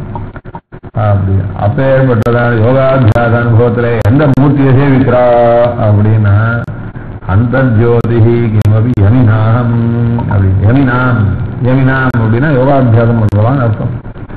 யோகாபியாசம் பண்றவாளுக்கு கிடைக்கக்கூடிய மூர்த்தியா இந்த மூர்த்தியானவர் எப்படி இருக்காரு அப்படின்னா ஒரே பிரகாசமா இருக்கார். சுவாமி பிரகாசமா இருக்கார் அப்படின்னு சொன்னா நமக்கு தெரிஞ்சு பெருமாளை சேவிக்கிறதுக்கு நெய் விளக்கு போட்டாலும் ஒழிய பெருமாளே தேவையாக மாட்டேங்கிறார்.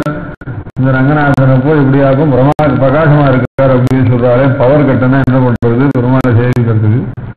அதனால என்ன இருந்தாலும் வழக்குல சேவிக்கிற பெருமாளை போய் நம்ம எப்படி பிரகாசமான மூர்த்தின்னு சொல்லலாமா அப்படின்னா அதுக்காக சொன்னேன். இல்ல உங்க கண்ணெல்லாம் வேற, அவ யோகிகளுடைய கண்ணெல்லாம் வேற. அதனால உங்க கண்ணால பார்த்தான்னா ஒரே இருட்டாதான் தெரிவார், யோகிகளுடைய கண்ணுக்கு பார்த்தா ரொம்ப பிரகாசமா தெரிவார் அப்படின்னு. அந்தர்ஜோதிஹி கிமபி யமினாம். அது எங்க பிரகாசமா தெரிகிறாருன்னா உள்ளுக்குள்ளே பிரகாசமா தெரியும்.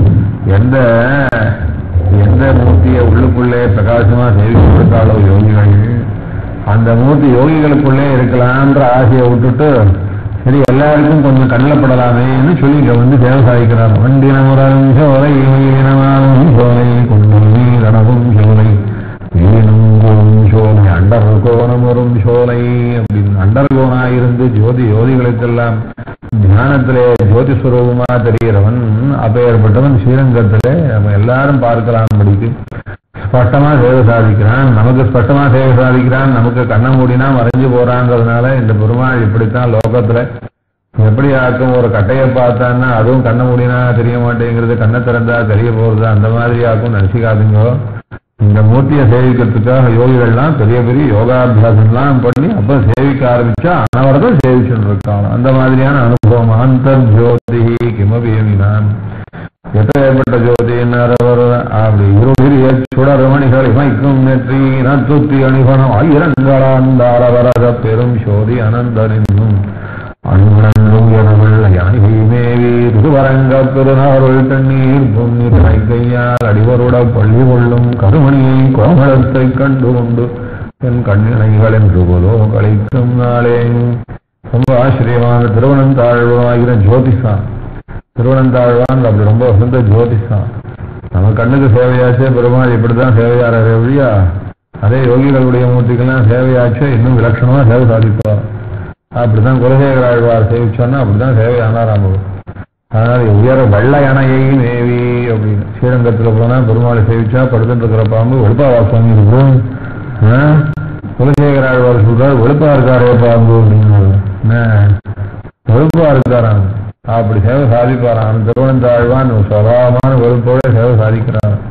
வெள்ள யானையை மேவி அவர் எப்படி இருக்காருன்னா அரபரச பெரும் சோதியானந்தனின்னும் வெள்ள ஜோதிஷா சேவை சாதிப்பாராம். அந்த வெள்ள ஜோதிஷுக்குள்ள நடுவுல அப்படி அவன் கருப்பு ஜோதிஷா படுத்துட்டு இருக்காராம் பெருமாள்.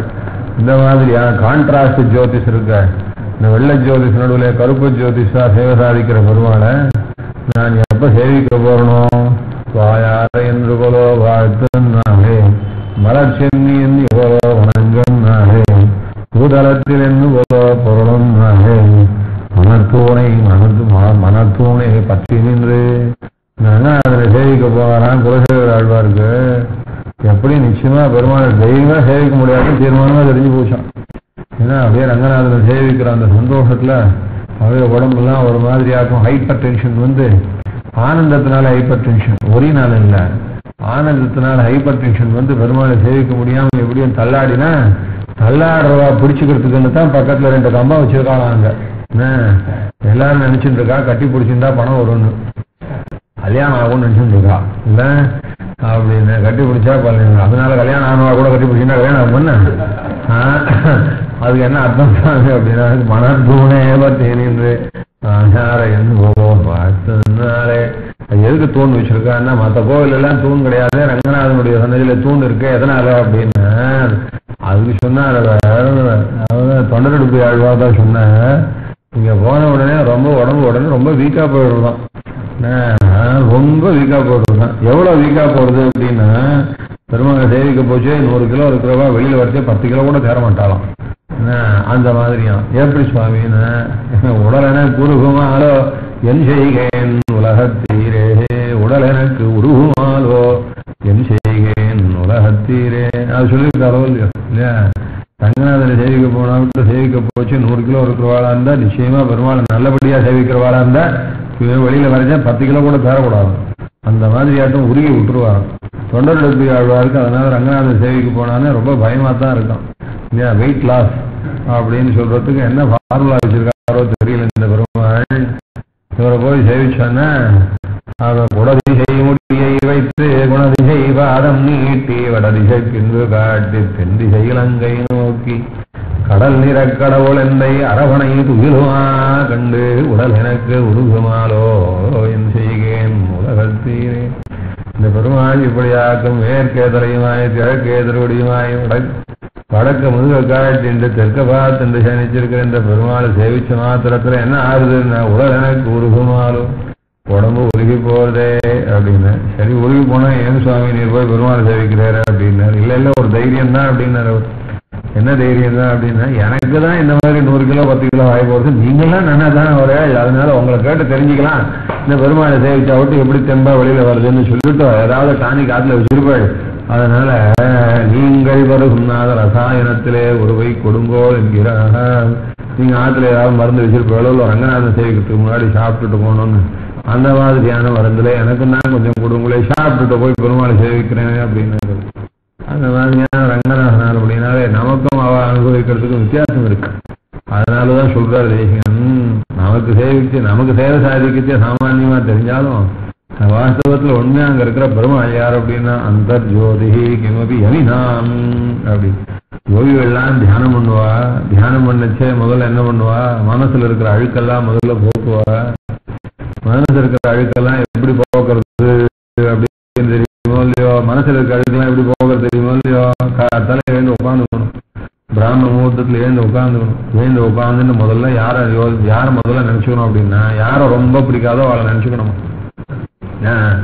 யாரை ரொம்ப பிடிக்காதோ அவளை நினைச்சுக்கணும். நினைச்சுட்டு உடனே என்ன தோணும் அப்படின்னா, அவன் என்ன இருப்பானா, அவன் உருப்பிடுவானா, அவனா போட மாட்டானா, என்னை எவ்வளவு பாடாப்படுத்தினான் அப்படின்னு நினைச்சுக்காம, இந்த மாதிரிலாம் என்னை பாடாப்படுத்தினேன்னு இனிமே பரம சௌக்கியமா இருக்கணும், என்ன இருக்கணும் நினைச்சுக்கணும். அந்த மாதிரி நினைச்சுன்னா மனசு சுத்தமாயிடுமா, அப்புறம் டென்ஷனே இருக்காது, பிபி எல்லாம் இறங்கி போயிடுமா, மாத்திரையே சாப்பிட மாட்டாங்க. அந்த மாதிரி ஆகும். அந்த காலத்தால அத்வேஷ்டா சர்வபூதானாம் பெருமாள் சொல்ற, கீதையில சொல்ற, யாரையும் துவேஷிக்காத, துவேஷிச்சா பக்தி யோகமே வராது, பக்தி யோகம் இல்லைன்னா பரமபதமே கிடையாது.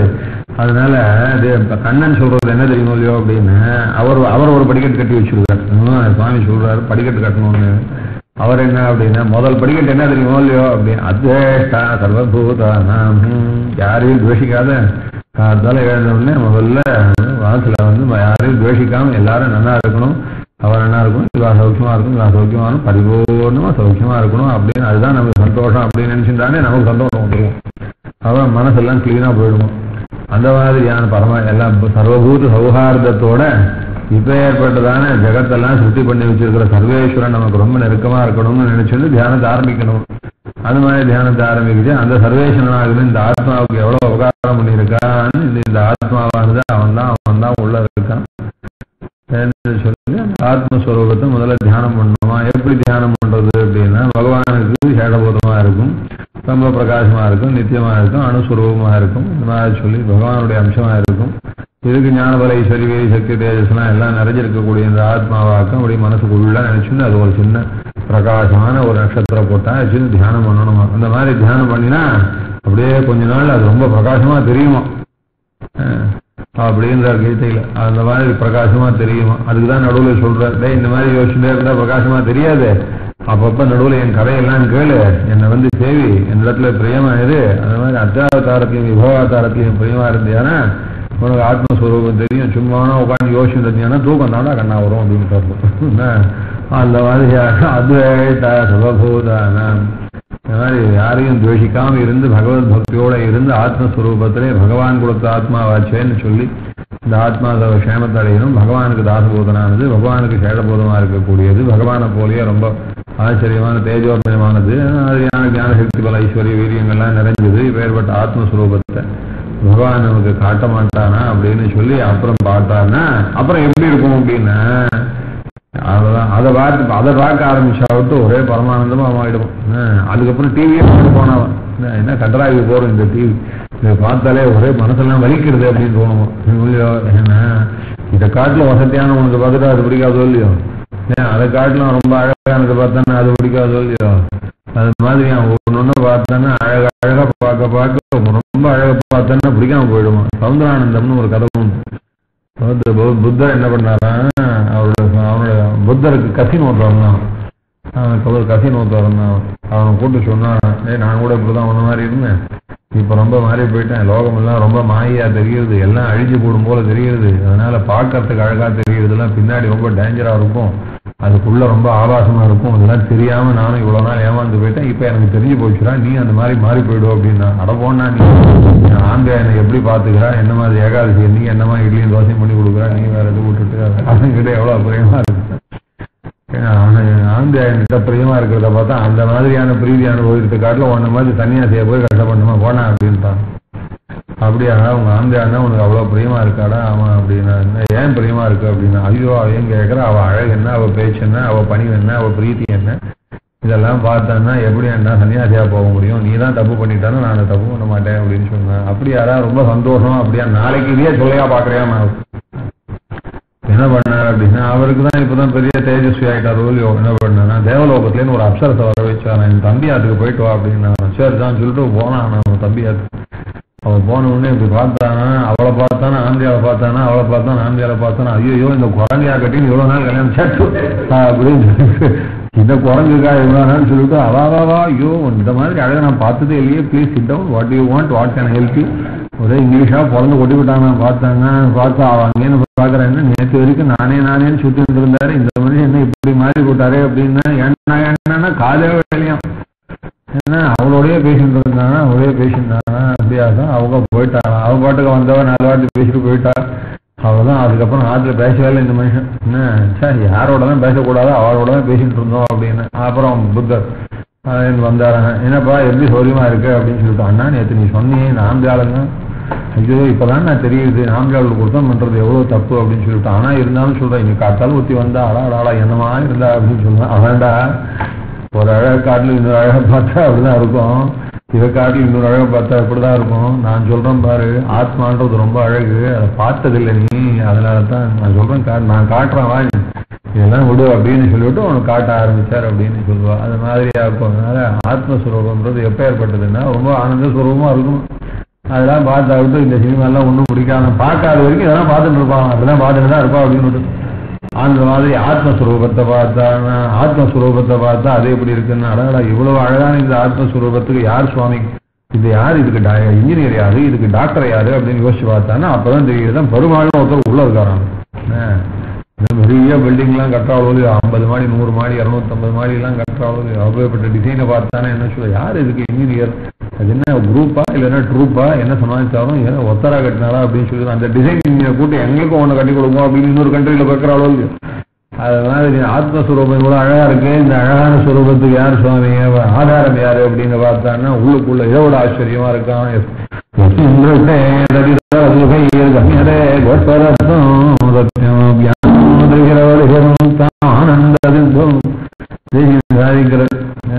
இப்படியான ஆத்மஸ்வரூபத்தை பார்த்தா பிரம்மாண்டமா இருக்கு அப்படின்னு நினைச்சான்னா, அதுக்கு மேல பகவத் ஸ்வரூபம் உண்டு, அது ரொம்ப ஆச்சரியமான ஜோதி ஸ்வரூபம். அந்த ஜோதிஷை பார்த்தா விட்டு ஆத்மஸ்வரூபம் எப்படி இருக்கு அனுபவிக்கிறதுக்கு அப்படின்னா, முதல்ல என்ன நினைச்சா எறும்பு மாதிரி. எறும்பு என்ன பண்ணும் அப்படின்னா, எறும்பு அது மெதிச்சு ஒரு மாடு மெதிச்சுட்டு போயிடுது, மெதிச்ச இடத்துல ஒரே ஜலமா போயிடுது, அந்த ஜலத்துல இறங்கி ஏற முடியாது, எறும்புக்கு இறங்கி ஏற முடியாது, திண்டாடி போயிடுவோம்.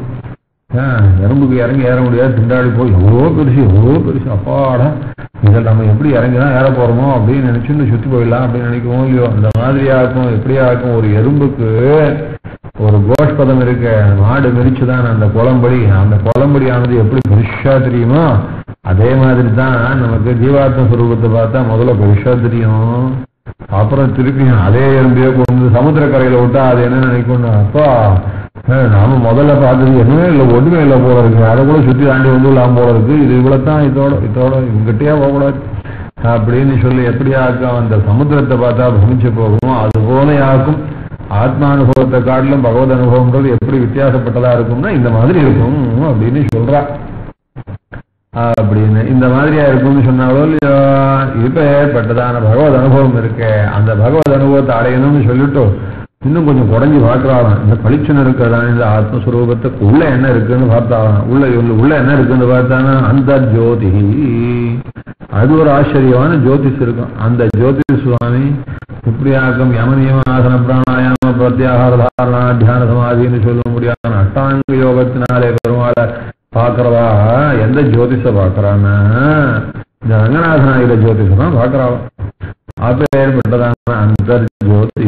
அந்தர்ஜோதினா உள்ள இருக்கிற ஜோதிஷம் அர்த்தம். அந்தர்ஜோதி கிமபி யமினாஹம் அப்படின்னு. அப்படியா சுவாமி, எங்களுக்கு கூட அந்த மாதிரி தேவையானா பரவாயில்லையே அப்படின்னு. அது யமினாஹம் அப்படின்னு. நமக்கெல்லாம் தேவையாகாது சுவாமி. நாம இங்கேருந்து போய் ரங்கநாதனை சேவிக்கா நமக்கு முன்னாடி சாத்தாணி வெளில போன்றோம்.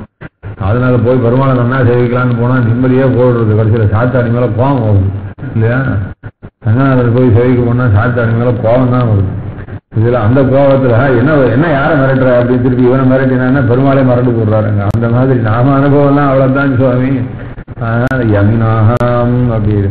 நாம ரொம்ப சாமானிய ஆள். நாம பெருமாளை சேவிச்சுட்டு வந்தவானா பெருமாள் தான் நம்மளை பார்க்கணுமே ஒழிய நாம பெருமாளை பார்க்கறது கிடையாது. ஏன்னா அவ்வளவுதான் நம்ம கொஞ்சமா தான் சேவிக்கிறோம். நம்ம கண்ணெல்லாம் எப்படி இருக்குன்னா ஒரே எல்லாம் ரஜோமயமாயும் தமோமயமாயும் இருக்கு. அதனால நம்ம கண்ணுக்கு பெருமாள் அவ்வளவு தேஜஸ்வியா தெரியறது இல்ல. கிமபி யமினாஹம் அப்படின்னு. யோகீஸ்வராளா இருக்கிறவா அப்படித்தான் பெருமாளை சேவிக்கிறா. ரங்கநாதன் அப்படித்தான் சேவிச்சிருக்கா அப்படின்னு. எவ்வளவு பேர் சுவாமி அந்த மாதிரி சேவிச்சா அப்படின்னு. ரங்கநாதனை எத்தனை பேர் அந்த மாதிரி சேவிச்சிருக்கா, ஜோதிஷாவே சேவிச்சிருக்கா அப்படின்னு. யமினாஹம் அப்படின்னு. அது 1 2 கணக்கு சொல்ல முடியாது. பகுவச்சனம் போட்டார். அதுக்குதான் யமினான்னா நிறைய பேர் அப்படித்தான் அப்படின்னு. எவ்வளவு பேர் கணக்கு சொல்லுவேன், ஏதாவது கொஞ்சம் சொல்லுவேன். 10 பேர் இருப்பாளா, ஒரு 20 பேர் இருப்பாளா, 30 பேர் இருப்பாளா, லிஸ்ட் எழுதி வச்சுக்கலையே அப்படின்னு. இல்ல லிஸ்ட் போட முடியாத அளவுக்கு நிறைய பேர் அப்படின்னு. எவ்வளவு பேர் அப்படின்னு. அண்டார் வந்து ஏனார் அற்றா பற்றா சுற்றி வாழும் வந்தான் நீரங்கமே அப்படின்னு. திருமணிசாதார் சொல்ற ஸ்ரீரங்க சுத்தி ஒரே யோகீஸ்வரா கும்பல் தானே. சன்னியாசிகளா இருக்கவா யோகீஸ்வராலா இருந்து ரங்கநாதனை அப்படி அனுபவிச்சா. அதனால எப்ப ஏற்பட்ட சன்னியாசிகள் அப்படின்னு அது சொன்னார் அவர். அது விசிதாத்வைத சன்னியாசியம். இது இல்லையா? சன்னியாசிகள்லயே விசிதாத்வைத சன்னியாசி, அப்புறம் வேற சன்னியாசிகள்லாம் பேர் இருக்கு. விசிதாத்வைத சன்னியாசி எப்படி இருப்பா அப்படின்னா அவ 3 கும்ப விஷயம் இருப்பாளாம். இல்லையோ? அவ திருதண்டத்தை விஷயம் இருப்பாளாம். அடிச்சா உடையாம இருக்குதுங்க. எதுக்கு சுவாமி 3 தண்டம் விஷயம் இருக்கா அப்படின்னா மனோதண்டம், காயதண்டம், வாக்தண்டம் அப்படின்னு பேர் இருக்கு. மனோதண்டம், காயதண்டம், வாக்தண்டம். மனசு அடைக்கினா, வாழ்க்கை அடைக்கினா, காயத்தை அடைக்கினா 3 விஷயம் அடைக்கிட்டாலும் அதை அடைக்கிறது அப்பப்போ அப்படி கையில வச்சுட்டு நம்ம அடைக்கிட்டோம் அப்படின்னு நினைச்சுக்கிறதுக்காகவும். அதனால அடைக்கிட்டோம் மறந்து போடக்கூடாதுங்க. அதனால கையில் வச்சுப்பாலும் அதுலயே நாராயணன் ஆவாகனம் பண்ணினா திருதண்டம் தான் விசேஷம். சன்னியாசிக்கு எது விசேஷம்னா திருதண்டம் தான் விசேஷம். ஏன்னா பெருமாளே திருதண்டம்னு சொல்றோம். பெருமாள் அதில் ஆவாகனம் பண்ணி வச்சிருக்கா. மனசுல 3 அடக்கி வச்சிருக்கோம்னு சொல்லி அதை அப்பப்போ ஆகும் லோகத்துக்கும் தெரிவிச்சுட்டு தனக்கும் அப்பப்போ ஞாபகப்படுத்திட்டு நாம யாரு அப்படின்னா 3 தண்டத்தையும் உடையவா. 3 தண்டம்னா அடக்கிறதுன்னு அர்த்தம். தண்டம்னா தண்டம் கிடையாது. தண்டம்னா அடக்கிறதுன்னு அர்த்தம். ஏன் அனந்த தண்டவத் பிரணாமம் அப்படின்னு சொல்றாரு. அனந்த கோடி தண்டம் சமர்ப்பித்த விஞ்ஞானம் அப்படின்னு என்ன அப்படின்னு. அனந்த கோடி தண்டம் சுவாமி நீங்க தண்டம் அப்படின்னு சொல்லி ஜெயிக்கிறதான்னு அவரை இல்ல. தண்ட சமர்ப்பித்த விஞ்ஞானம் அப்படின்னா தண்டம்னா தண்டம் போல அப்படியே கொம்பு எப்படி விழுமோ அந்த மாதிரியாக்கும் பொத்துன்னு விழுந்து சேவிச்சோம். நீங்க இப்பதான் தெரிஞ்சுட்டா நீங்க. அதுதான் அர்த்தம். அது அனந்தவோட தண்ட சமர்ப்பித்த விஞ்ஞானம்னா என்ன தெரியுமா அப்படின்னு. அவரை பார்த்த உடனே அப்படியே பொத்துன்னு கொம்பு விழுந்த மாதிரியாக்கும். அடியோட வேறற்ற மரம் போல கீழே விழுந்தா போல அப்படியே பொத்துன்னு விழுந்து சேவிச்சோம். அதுதான் தண்டம் சமர்ப்பித்த விஞ்ஞாபனம்னு சொல்றது. தண்டம்னா கொம்புன்னு அர்த்தம். அந்த மாதிரியான கொம்பு 3 கையில விஷயம்காலே. இப்படி எத்தனை பேர் இருக்கா அப்படின்னா அற்றா பற்றா சிற்ற முற்றல் மூங்கில் 3 2 அற்றா பற்றா சுற்றி வாழும் வந்தா நீரங்கமி சிற்ற முற்றல் மூங்கில் அப்படின்னு. அது என்ன மூங்கில்ல தான் பண்ற வழக்கம். தேக்கு மரத்துல பண்ணினா இருக்கும் சுவாமி அந்த மாதிரிலாம் பண்றது கிடையாது. மூங்கில்ல தான் பண்ற வழக்கம். மூங்கில் 3 தண்டர் 3 தண்டர் அப்படின்னு. 3 தண்டமா திருதண்டத்தை வச்சுங்க. எவ்வளவு பேர் இருக்கா அப்படின்னா அற்றா பற்றால் சுற்றி வாழும் வந்தா நீரங்கமே. ஸ்ரீரங்கம் பூரா இந்த கும்பல் தான் அதிகமா இருக்கான். எந்த கும்பல் அதிகமா இருக்கு அப்படின்னு ஸ்ரீரங்கம் அற்றா பற்றால் சுற்றி வாழும் வந்தா நீரங்கமே. ஏதோ இந்த 7 பிராகாரம் இருக்கு. அதுல 3 பிராகாரத்துல கொஞ்சம் கொடுத்தனும் இருப்பாளாம். இந்த மாமிகள் மாமாக்கள்லாம் இதை விட்டா அது கொஞ்சம் தாண்டினா எங்க பார்த்தாலும் ஒரே சன்னியாசி கும்பலா தான் இருக்கும். அவெல்லாம் என்ன பண்ணுவா சுவாமி அப்படின்னு அவன் பாஷிகாரர் தான். அத்தனை ஸ்ரீரங்கே சுகமாசம் அப்படின்னு சொல்லிட்டு பெருமாளே சொல்லியிருக்காரு. இங்கே இருந்து என்னையே சேவிச்சுருக்கோம்னு சொல்லியிருக்காரு. அதனால ரங்கநாதனாக்கும் அப்படி நினைச்சுக்கிறார். ரொம்ப ஆனந்த ஸ்வரூபனா இருக்கும். பெருமாளை தியானம் பண்றதுன்றது அதுதான் ஜீவாத்மாவுக்கு ரொம்ப வசதியான தத்துவம். அது கொஞ்சம் பழக்கத்துல விட்டு போச்சு. அதனால விட்டு போனதுனால நமக்கு இப்ப வெறும் ரங்கநாதன் அர்ச்சாவதாரமூர்த்தியை பெருமாள் எப்படி நமக்கு எவ்வளவு சேவை சாதிக்கிறாரோ அவ்வளவு சேவை அவ்வளவுதான் நம்ம பார்த்துட்டு இருக்கோம். அதனால இவாளா இருந்தா அவ்வளவு யமிகளா இருந்தாருன்னா அது மாத்திரம் இல்லை, அந்த ரங்கநாதனை அப்படியே சாட்சாத்தாக அப்படியே சேவிப்பா. அந்த மாதிரியான சேவிச்சதுனால தான் ஒளி உடாறுதாமே என்றே தந்தையும் தாயுமாவான் எழுதியதோ ஒளி உடாறுதாமே என்றே அப்படின்னு என்னமான பிரகாசமான மூர்த்தியா இருக்காரு இந்த ரங்கநாதன் அப்படின்னு சொன்னாரோ இல்லையோ. யாரு தொண்டரடி ஆழ்வார் சொல்றார், ஒளி உடாறுதாமே என்று. நாமெல்லாம் சேவிக்கிறதுக்கும் அவள்லாம் சேவிக்கிறதுக்கும் வித்தியாசம் இருக்கு. அவள்லாம் சேவிச்சா எப்படியான ரங்கநாதனை பார்த்தானா, ரங்கநாதனை பார்த்த உடனே தொண்டரடி ஆழ்வாருக்கு ரொம்ப திமிர் பிடிச்சு போச்சான். விமல்யோ அப்படி திமிரா ரொம்ப திமிர் பிடிச்சு போச்சான். ரங்கநாதனை போய் சேவிக்கிட்டு அப்படி போனாராம். போன மாதிரி ரங்கநாதன் பார்த்தாராம், என்ன சுவாமி எப்பவும் வந்தான்னா அப்படி ரொம்ப பவ்யமா ரொம்ப உருக்கமா வந்து சேவிப்பாரு சுவாமி, அப்படியே வெயிட் லாஸ் அப்படின்னு கூட சொன்னாரு இல்லையா. அந்த மாதிரி சேவிச்சாருன்னா உருகி வெயிட் லாஸ் ஆகி போறதுன்னு அந்த மாதிரின்னா வழக்கமா வந்து சேவிப்பேர். இப்ப என்ன சுவாமி ரொம்ப திமிரா வந்து சேவிக்கிறேர் அப்படின்னு கேட்டாராம். அதுக்காக அவர் என்ன சொன்னார்னா, வேற ஒண்ணும் இல்லை, இனிமே பயம் விட்டு போச்சு, பயம் விட்டு போச்சு, அதனால தான் இனிமே எதுக்கு பயப்பட வேண்டாம், அதனால தான் தைரியம் வந்துருச்சு அப்படின்னு. என்ன பயம் விட்டு போச்சு அப்படின்னு, ஒண்ணும் இல்லை ரங்கநாதனை சேவிக்கலாம் அப்படின்னு சொல்லிட்டு ரங்கப்பிரபோ ரங்கா ரங்கநாதா அப்படின்னு சொல்லி உன்னுடைய திருநாமத்தை சொல்லணும் கோவிலுக்குள்ள வந்தேன். கோவிலுக்குள்ள வந்தான்னா குறுக்க படுத்துன்னு யாரும் ஏந்துக்கவே இல்லை. யாரா அது ஏந்துக்கோங்கடா பெருமாளை சேவிக்க போகணும் அப்படின்னு சொன்னேன்.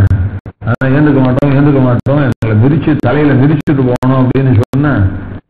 ஐயோ உங்களெல்லாம் மிதிக்கக்கூடாது, கோவில யாரையும் மிதிக்கக்கூடாதுன்னு சொல்லியிருக்கு அப்படின்னு. அதுக்கு அவள் சொன்னா இல்லை நீ மிதிச்சாதான் விடுவோம் அப்படின்னு சொன்னா, சரிதான் போனா போறது அப்படின்னு சொல்லிட்டு மிதிச்சேன். என்ன பண்றது பெருமாளை சேவிக்கிறதுக்கு விட மாட்டேங்கிறாளேன்னு சொல்லிட்டு மிதிச்சேன். அப்புறம் மிதிச்சா விட்டுதான் எழுந்து பார்த்தான்னா மூஞ்சி என்ன தெரியும் மூலியோ அப்படின்னா, ஒருத்தன் எமன், இன்னொன்னு எமன் பொண்டாட்டி, இன்னொன்னு எமன் பையன், இன்னொன்னு எமன் வேலைக்காரன், இன்னொன்னு எமன் மச்சினன், இந்த மாதிரி வரிசையா படுத்துட்டு இருக்குது. என்ன அப்படின்னா எல்லாம் சுவாமி நீர் மிதிச்சாதான் எழுந்து போய் சொல்லிட்டு படுத்துட்டு இருக்கான். எதுக்காக அப்படின்னா ரங்கநாதனை சேவிக்க போறவா இல்லையா, ரங்கநாதனுடைய திருநாமத்தை சொல்லி வந்தீரோ இல்லையோ, ரங்கநாதனுடைய திருநாமத்தை சொல்லின்னு வரவா காலால மிதிப்படணும்னு சொல்லிட்டு வந்து படுத்துட்டு இருக்கோம் சுவாமி, அதான் நீர் வந்தீர், அதனாலதான் நீ மிதிச்சாதான் விடுவோம்னாரு. அவ்வளவு சமாச்சாரமா ரங்கநாதன் திருநாமத்தை சொன்னா உடனே மிதிக்கலாமா, இனிமே யாருக்குமே பயப்பட வேண்டாமேன்னு தீர்மானம் பண்ணிட்டார். அவர் காவலில் புலனை வைத்து பாய்ந்து நாவலை தொழுதருகின்றோம் நமந்தமரு தலைகள் மீதே மூலகுண்டும் இந்த முதல்வா நின் நாமம் கற்ற ஆவலிப்புடைமை கண்டாய் அரங்கமா அகருளானே. அந்த பாசுரத்துக்கு அதான் அர்த்தம்.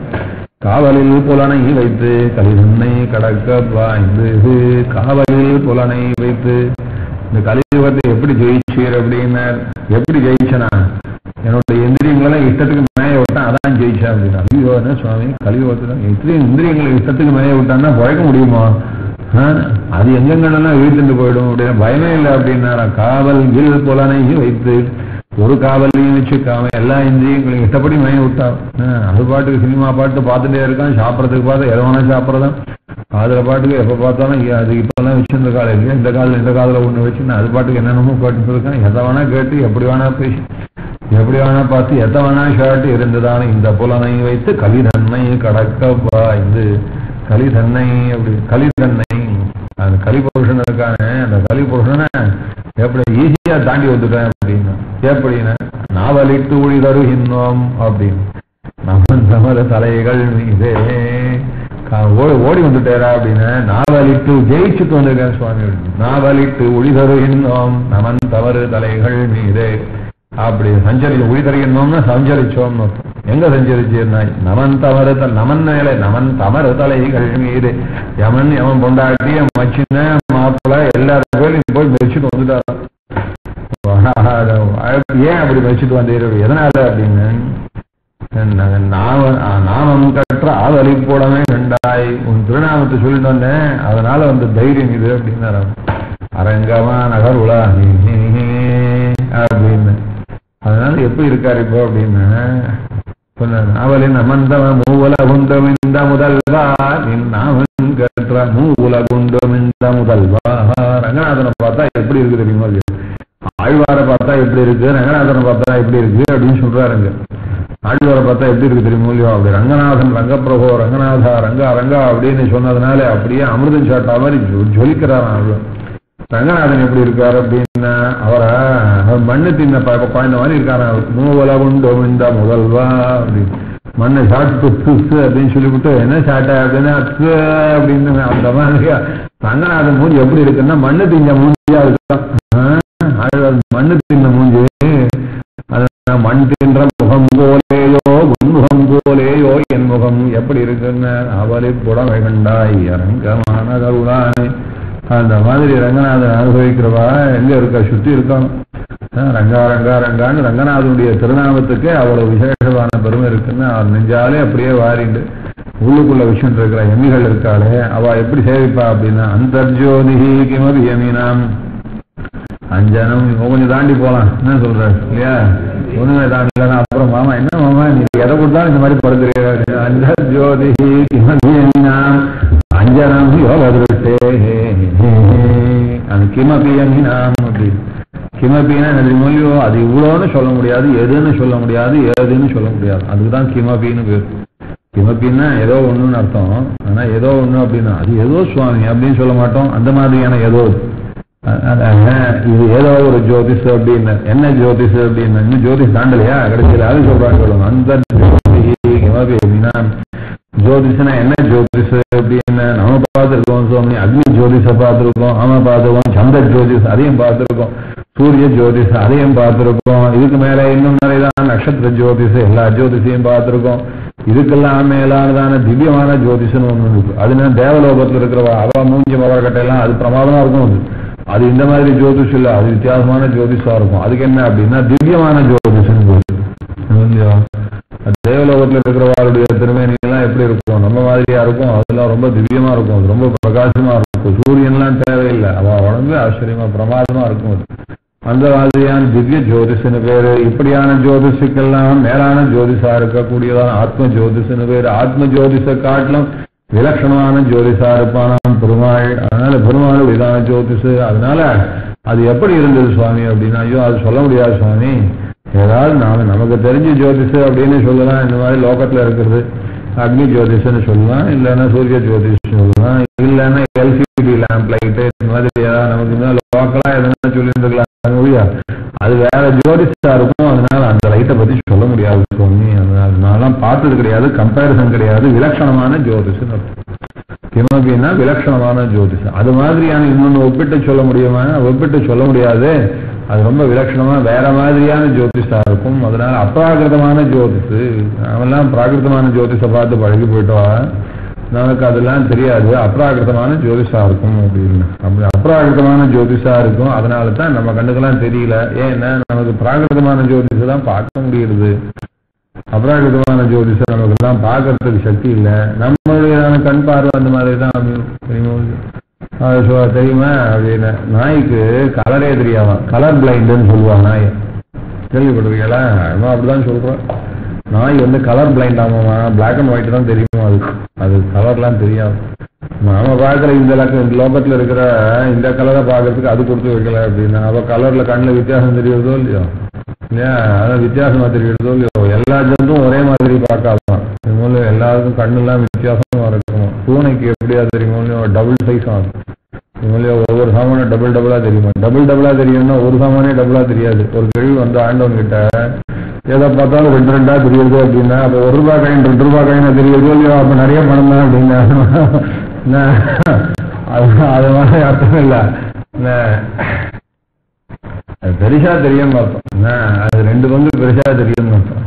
அது மாதிரியான அப்படி கண் பார்வையில வித்தியாசம் இருக்கு. ஒவ்வொருத்தர் கண் பார்வையில ஒன்னொன்னு வித்தியாசம் இருக்கு. அதனால நம்ம கண் பார்வையில பெருமாள் அப்ராகிருதமான தேஜஸான அப்படின்னால ஒன்றும் தெரிய மாட்டார் சுவாமி. அதனால தான் நாம சேவிக்க வச்சு சாமான்யமா சேவிச்சுட்டு வரோம். ஆனா ஜோதிஷ் அவன் யமிகள்லாம் சேவிக்க வச்சு ரொம்ப வித்தியாசமா சேவிக்கிறான், லட்சணமா சேவிக்கிறான், நெஞ்சுக்குள்ளேயே சேவிக்கிறா. அந்த மாதிரி நெஞ்சுக்குள்ள சேவிக்கிற விளக்க இங்க ரங்கநாதன் சேவிக்கிறாள். அந்த ஜோதிஹி கிமபியமினாம் அஞ்சனம் யோக திருஷ்டே. அப்படியா சுவாமி அப்படின்னா உள்ள தெரியதானே இந்த வஸ்து இருக்கே பிரமாதமான ஜோதிஷ ஆச்சரியமா பளிச்சுன்னு தெரியும் அப்படின்னு சொல்றே சுவாமி. நமக்கு தான் பார்க்கறதுக்கு முடியாதுன்னு சொல்றே, பார்க்கறதுக்கு ஏதாவது வழி இருக்கா அப்படின்னு. நல்ல பிரமாதமா வழி இருக்கு. என்ன வழி இருக்கு அப்படின்னு, அதுக்கு ஒரு கண்கட்ட மை இருக்கான். என்ன அந்த கண்கட்ட மைய போட்டுன்னா பெருமாளை சேவிச்சுடலாம். அதே மாதிரி பளிச்சுன்னு அந்த மாதிரி கண்கட்டு மை அது மாதிரி பண்ணி தயார் பண்ணி கண்கட்டு மையை தயார் பண்ணி சேவிச்சுடலாம் அப்படின்னு. கண்கட்டு மையை தயார் பண்றதுக்கு நிறைய வழியெல்லாம் சொல்லியிருக்கா இல்லையோ.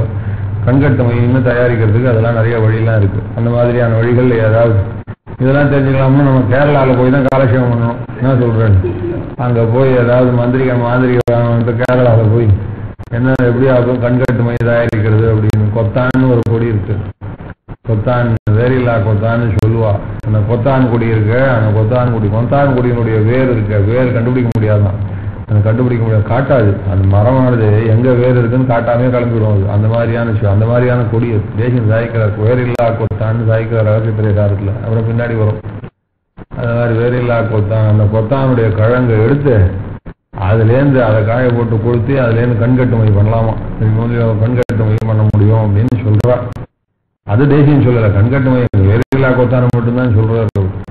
அது மாதிரி வேரில்லா கொத்தான். அந்த கொத்தான் என்ன பண்ணணுமா, எங்க கொத்தான் கொடி கடை தெரிகிறதோ சுத்தி வெக்கலை போட்டு கொளுத்தி விடணுமா. கொளுத்தி விட்டா ஒரு இடம் மாத்திரம் குழுதான், அந்த எரியாத இடம், அந்த எரியா அந்த இடத்துல தான் இருக்கும் அந்த வேர். அங்கேயும் அந்த கிழங்கு எடுத்து பண்ணணுமோ அப்படின்னு சொல்றா. அது மாதிரி நம்ம அஞ்சனம் பண்றது நிறைய வழி இருக்குன்னு சொல்றா. நமக்கு அதெல்லாம் ஒன்றும் தெரியாது. நமக்கு என்ன சாத்துந்தே சரியா வர மாட்டேன்றது. இதெல்லாம் எங்க அஞ்சனம் எங்க பண்றோம். ஏன் பச்சை புளியோதைக்கு பச்சை புளி பண்ணலாம் அப்படின்னா ஒரு வாட்டி ஒரு மாதிரி வருது. இன்னைக்கு ஒரு வாரி வருதா, இன்னைக்கு ஒரு வாரி என்னைக்கா இருந்தாலும் மரத்தை புளியோதை மாதிரி வரமாட்டேன்றது போங்களேன். அதனால அப்படி இருக்குச்சு. எங்க புளியோதர மையே சரியா வர மாட்டேன்றது. அப்படி இருக்குச்சு. எங்க யோக திருட்டே அஞ்சனம் மை எங்க வர போகுது அப்படின்னு அது சொல்ற. அஞ்சனம் யோக திருட்டேகே, அஞ்சனம் யோக திருட்டேகே. யோக திருஷ்டிக்கு அஞ்சனமா இருக்கிறது யாரு தெரியுமோ இல்லையோ, எது தெரியுமோ இல்லையோ, அதுவும் இதே ரங்கநாதன் தான் இருக்காது. அது உபாயமா இருக்கணும் ரங்கநாதன், உபாயமா இருக்கும் ரங்கநாதன் தான் அர்த்தம். என்ன ரங்கநாதன் இப்படியா ஜோதிஷா சேவை சாதிக்கணும்னா அதுக்காக எங்க போய் மை தயாரிக்கலாம் அப்படின்னா எங்கேயும் போய் மை தயாரிக்க வேணா, அதுக்கு அவரே தான் சொல்லிட்டு அவரையே ஆசிரிச்சு அவரையே பிடிச்சுட்டு பெருமாள் கீதையில சொல்றார். அதுதான் இங்கேயும் சொல்றாரு. ஆத்ம என்ன தெரிஞ்சுக்கணும்னா என்ன பார்க்கணும்னு சொன்னான்னா அதுக்காக இந்த இடத்துல போய் கேட்டா நடக்காதுன்னா அதுக்கு என்னைய தாண்டா கேட்கணும் அப்படின்னாரு. என்னைய தியானம்னு என்னைய பிடிச்சிக்கோ, என்னிடத்துலயே கேளு, அப்போ உனக்கு சேவை சாதிக்கணும். இதுக்கெல்லாம் வேற எங்கேயும் போனாலாம் ஒன்றும் நடக்காது, வேற யாராலையும் ஆகாது. அதனால நான் தான் உனக்கு உபாயம் அப்படின்னு சொல்றார். அதான் சொல்றாரு இங்க அஞ்சனம் யோக திருஷ்டே. அஞ்சனம்னா மைன்னு அர்த்தம். யோக திருஷ்டி அப்படின்னா யோகத்தினாலே பார்க்கக்கூடிய பார்வைன்னு. அந்த யோகத்தினாலே பார்க்கக்கூடிய பார்வைக்கு கண்ணில் மை தடவிக்கிறது. அதாவது இந்த மாதிரி சித்தாஞ்சனங்கள் தடவிட்டான்னா மற்றவாளுக்கெல்லாம் தெரியாததெல்லாம் தெரியணும் அப்படின்னு சொல்றா. மற்றவாளெல்லாம் தெரியாத பல விஷயங்கள்லாம் தெரியுமா, எங்க பூமியில எங்க வாக்கம் எங்க புதையல் இருக்கு அப்படின்லாம் தெரியும் அப்படின்னு சொல்லி எல்லாம் புஸ்தகங்கள்ல போட்டிருக்கா சுவாமி. இதெல்லாம் நமக்கு ஒன்றும் வராது. என்ன சொல்றேன், புஸ்தகங்கள்ல போட்டிருக்கா. இந்த மாதிரியா மஞ்சனம் தயார் பண்ணி பார்த்தான்னா கிடைக்காதெல்லாம் தெரியும், பார்க்க முடியாதெல்லாம் பார்க்கலாம் அப்படின்லாம் சொல்றா. புதையல் தெரியறதுக்கு உண்டானது அப்படின்னு சொல்றா. இந்த மாதிரி அந்த புதையல் இருக்கட்டும், இந்த புதையலை பார்க்கறதுக்கு அஞ்சனம் யாரு, எங்க இருக்கு, எங்க எப்படி தயார் பண்ணலாம்னு வெத்தலையில் போட்டு தடவி பார்த்து சொல்லுவா அப்படின்லாம் சொல்றாவோ இல்லையோ. இந்த அஞ்சனமானது என்ன பண்ணணும்னா இது தன்னையே காட்டக்கூடியதா அஞ்சனமா. அதனால அஞ்சனம் யோக திருஷ்டே. யோகிகளாக யோகாபியாசம் பண்றவா பெருமாளை சேவிக்கிறதுக்காக அப்படியே ஒவ்வொரு ஸ்டெப்பா வருவா. யமம் நியமம் ஆசனம் அப்படின்னு ஒவ்வொரு ஸ்டெப்பு. ஒவ்வொரு ஸ்டெப்பும் ரொம்ப விலட்சணமான ஸ்டெப்பு. அதெல்லாம் ரொம்ப டிஸ்கிரைப் பண்ணா பெரிய சமாச்சாரமா தெரியும். மொத்தத்துல என்ன தெரியும் அப்படின்னா நம்மளால ஒன்றும் முடியாதுன்னு தெரியும். அந்த மாதிரியான ஸ்டெப், அந்த மாதிரி ஸ்டெப் எல்லாம் தாண்டி வந்தாலும் கடைசியில சமாதியில பகவத் தியானத்துக்கு பகவானை சாட்சாத்கரிக்கணும்னா பகவானை சாட்சாத்கரிக்கிறதுக்கு பெருமாள் தான் அனுகிரகம் பண்ணணும், வேற யாரும் பண்ண முடியாது. அதனால பெருமாள் தான் உபாயம் அப்படின்றது இங்க சொல்றாரு. அஞ்சனம் யோக திருஷ்டே. ஏன் அஞ்சனம்னு சொல்றாரு அப்படின்னா வேற ஒண்ணும் இல்லை, நீங்க பார்க்கச்சேவே கருப்பா தானே தெரிகிறார். இந்த கருப்பையே சேவிச்சுருக்கோ பெருமாள் தெரிவார்னு அர்த்தம். ஏன் இந்த கருப்பான திரும்பியிலேயே யோகாபியாசத்துல சேவிச்சுட்டு இருந்தா அப்ப பெருமாள் இதே போல பரமதநாதனாகவே இங்கேயே சேவை சாதிப்பார் அப்படின்னு அர்த்தம். அதனால இந்த கருப்பு சேவிங்கோ அப்படின்னார். அப்படியா இந்த கருப்பு சேவிச்சா அது எவ்வளவு புண்ணியமா இருக்கும் அப்படின்னார். ஏன் உங்களுக்கு என்ன சந்தேகம்? ஆழ்வார் சொன்னார் பெருமாள் என்ன மாதிரி எல்லாம் சேவிக்கிறது அப்படின்னு.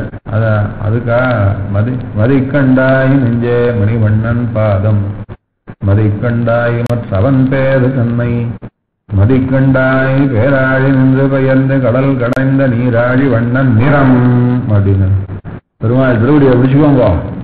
திருவடியை பிடிச்சிக்க முடியலன்னா திருநாமத்தையாவது சொல்லுங்க. திருநாமத்தையும் சொல்ல முடியலன்னா பெருமாளை சேவிச்சுட்டு வந்தான்னா என்னமோ கருப்பா சேவிச்ச மாதிரி தெரிஞ்சதோ அந்த கருப்பை நினைச்சுக்கோங்க. பெருமாள் கருப்பா தான் இருந்தார் அப்படின்னு அந்த கருப்பை நினைச்சுக்கோங்க. நம்மளால அதுக்கு மேல ஒன்றும் முடிய மாட்டேன். நீங்க பெருமாளை சேவிச்சா போய் ஒவ்வொரு பெருமாளை சேவிச்சுட்டு வரோமா, அதுவும் போராடு வரைக்கும் நவதிருப்பதின்னு சொல்லிட்டு ஒரே ரவுண்ட் அடிச்சுட்டு வரோமா, இப்படியே போய் சீர்காழியை சுற்றி ஒரே நாளில் 10-15 பெருமாளை சேவிச்சுட்டு வரோமா, அப்புறம் மொத்தமா சேவிச்சுட்டு ஆத்துக்கு வந்து உட்காந்தா என்ன தெரியுது அப்படின்னு என்னமோ கருப்பா தெரியுது. அதனால எந்த மூர்த்தி எப்படி சேவிச்சோம் தெரிய மாட்டேன்றது. ஆனா இருக்குச்சேவும் கணக்கு எழுதி வச்சுக்கிறோம். திவ்ய தேசங்கள்லாம் சேவிச்சோம். சோழ நாட்ட திவ்ய தேசங்கள் 40 சேவிச்சாச்சு அப்படின்னு கணக்கு எழுதி வச்சுப்பா. தெரியுமோ இல்லையோ, 40 சேவிச்சாச்சு. சேவிச்சுட்டு வந்தாவிட்டு இந்த ஊர்ல என்ன பெருமாள் அப்படின்னா அந்த ஊர்ல அந்த பெருமாள் இந்த ஊர்ல சந்தேகமா இருக்கு. அந்த ஊர்ல இவரா இவரா இந்த ஊர்ல இவரான்னு குழப்பமா இருக்கு அப்படின்னு சொல்ற அளவுக்கு ஒரே போட்டு ஒரே கலவி கூட்டா பண்ணிட்டு வந்துடுறா. அந்த மாதிரி சில பேருக்கு அந்த மாதிரி சில பேர் நல்லா சேவிச்சுட்டு வந்துடுவோம். நல்லா கவனிச்சு நல்லா பிரமாதமா சேவிச்சுட்டு வருவா. என்னமோ இல்லையோ அது மாதிரியான சில பேர் சேவிக்கிறதுலாம் வந்து சில பேருக்கு ஆழ்வார் சொன்னார். எதுக்கு இந்த கன்ஃபியூஷன் எல்லாம் உங்களுக்கு நான் ஒண்ணு சொல்றேன் அப்படின்னா மதிக்கண்டாய் நெஞ்சே மணிவண்ணன் பாதம் பெருமாள் திருவடி மாதிரியான நீளமாயும் சேவப்பாயும் இருக்கக்கூடியது. தசித அமிர்தலவுபாத சரணோ சுப்பிரதிஷ்டிதம் சுஜாத மிருதரக்தாபி அங்குலீபிர அலங்கிருதோ பிரயதேன மயாமோத்தா பிரகீத்வாத் அபிவந்தித்தவனு அது மாதிரி ரொம்ப விசேஷமா திருவடியெல்லாம் வர்ணிச்சு சொல்லியிருக்காளோ இல்லையோ. அந்த மாதிரி திருவடியெல்லாம் அந்த மாதிரி திருவடியை நினைச்சுன்னா நினைச்சுக்கோங்க. அதுக்கு முடியலன்னா என்ன பண்ணலாம் அப்படின்னா திருநாமம் சொல்லலாமோ இல்லையோ. அது எத்தனையோ பேர் அக்கம் பக்கத்தில் இருக்கவா எத்தனையோ பேர் இப்படிதான் வேண்டியோ வேண்டாதவா எல்லாரும் நாராயணன் பேர் வச்சுக்கிறா இல்லையா. அதனால நாராயணன் கேசவன் பேர் வச்சுக்கிறா. எல்லாரும் ஞாபகம் இருக்கு. அதனால பேர் ஞாபகம் இருக்குமோ இல்லையோ. அதனால மதிக்கண்டாய் நெஞ்சே மணிவண்ணன் பாதம் மதிக்கண்டாய் மற்றவன் பேரு தன்னை எப்படி ஆகும் திருவடி வசத்தியோ அதே மாதிரி திருநாமம் வசத்தின்னு மதிக்கண்டாய். அதுவும் ரெண்டும் ஒன்னாவே ட்ரீட் பண்ணிக்கோ, ரெண்டும் ஒன்னா நினைச்சுக்கோ அப்படின்னு.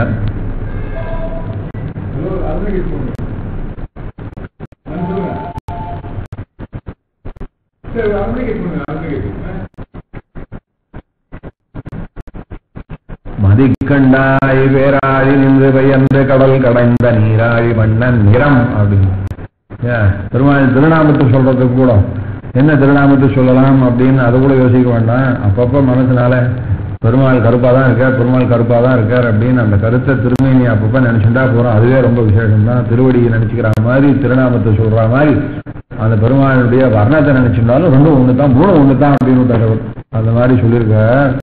அதனால அது பெருமாளுடையதான் அந்த கருப்பு. பெருமாளை சேவிச்சு அந்த கருப்பை நினைச்சுட்டா விசேஷம் அப்படின்னு அது மாதிரி சொல்லியிருக்காரு. தெரியுமோ இல்லையோ. எங்க அப்படின்னா நாகினாவுனவி திரிதந்தாயிலும் தேவபிரானுடைய கரிய போல திருவருக்கான் வந்தான். யாரு கண்ணன் சிறுத்தாம்பில சொல்றார்.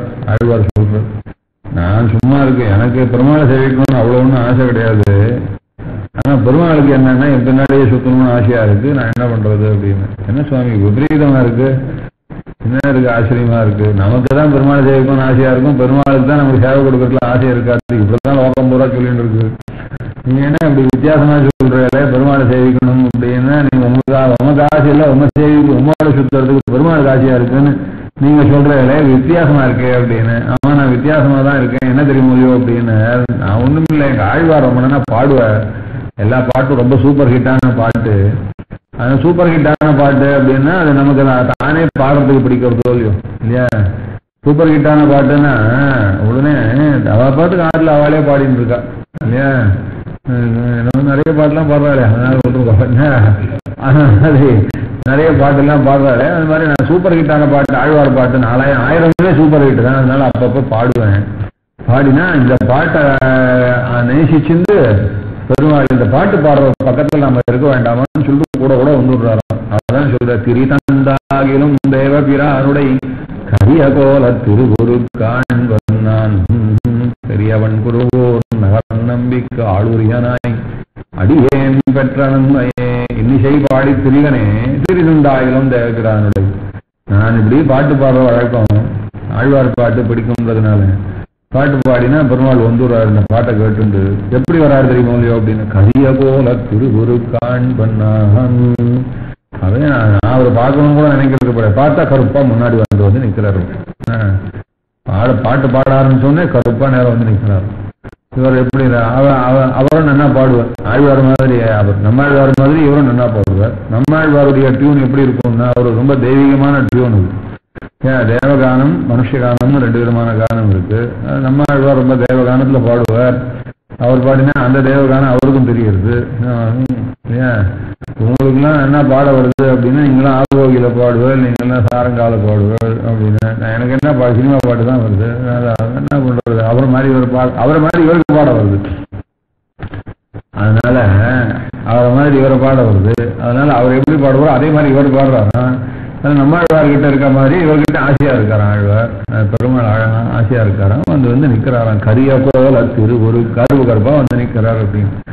வேற எதனா சொல்லக்கூடாதோ, எப்படி வந்து நிக்கிறாரு அப்படின்னா, செந்தாமரை கண்ணை வந்து நிக்கிறான்னு சொல்லக்கூடாது இல்லையா, அந்த மாதிரி சொல்லக்கூடாதோ அப்படின்னா, அவர் கண்ணை யார் சுவாமி பார்த்தான்றார் அவர்.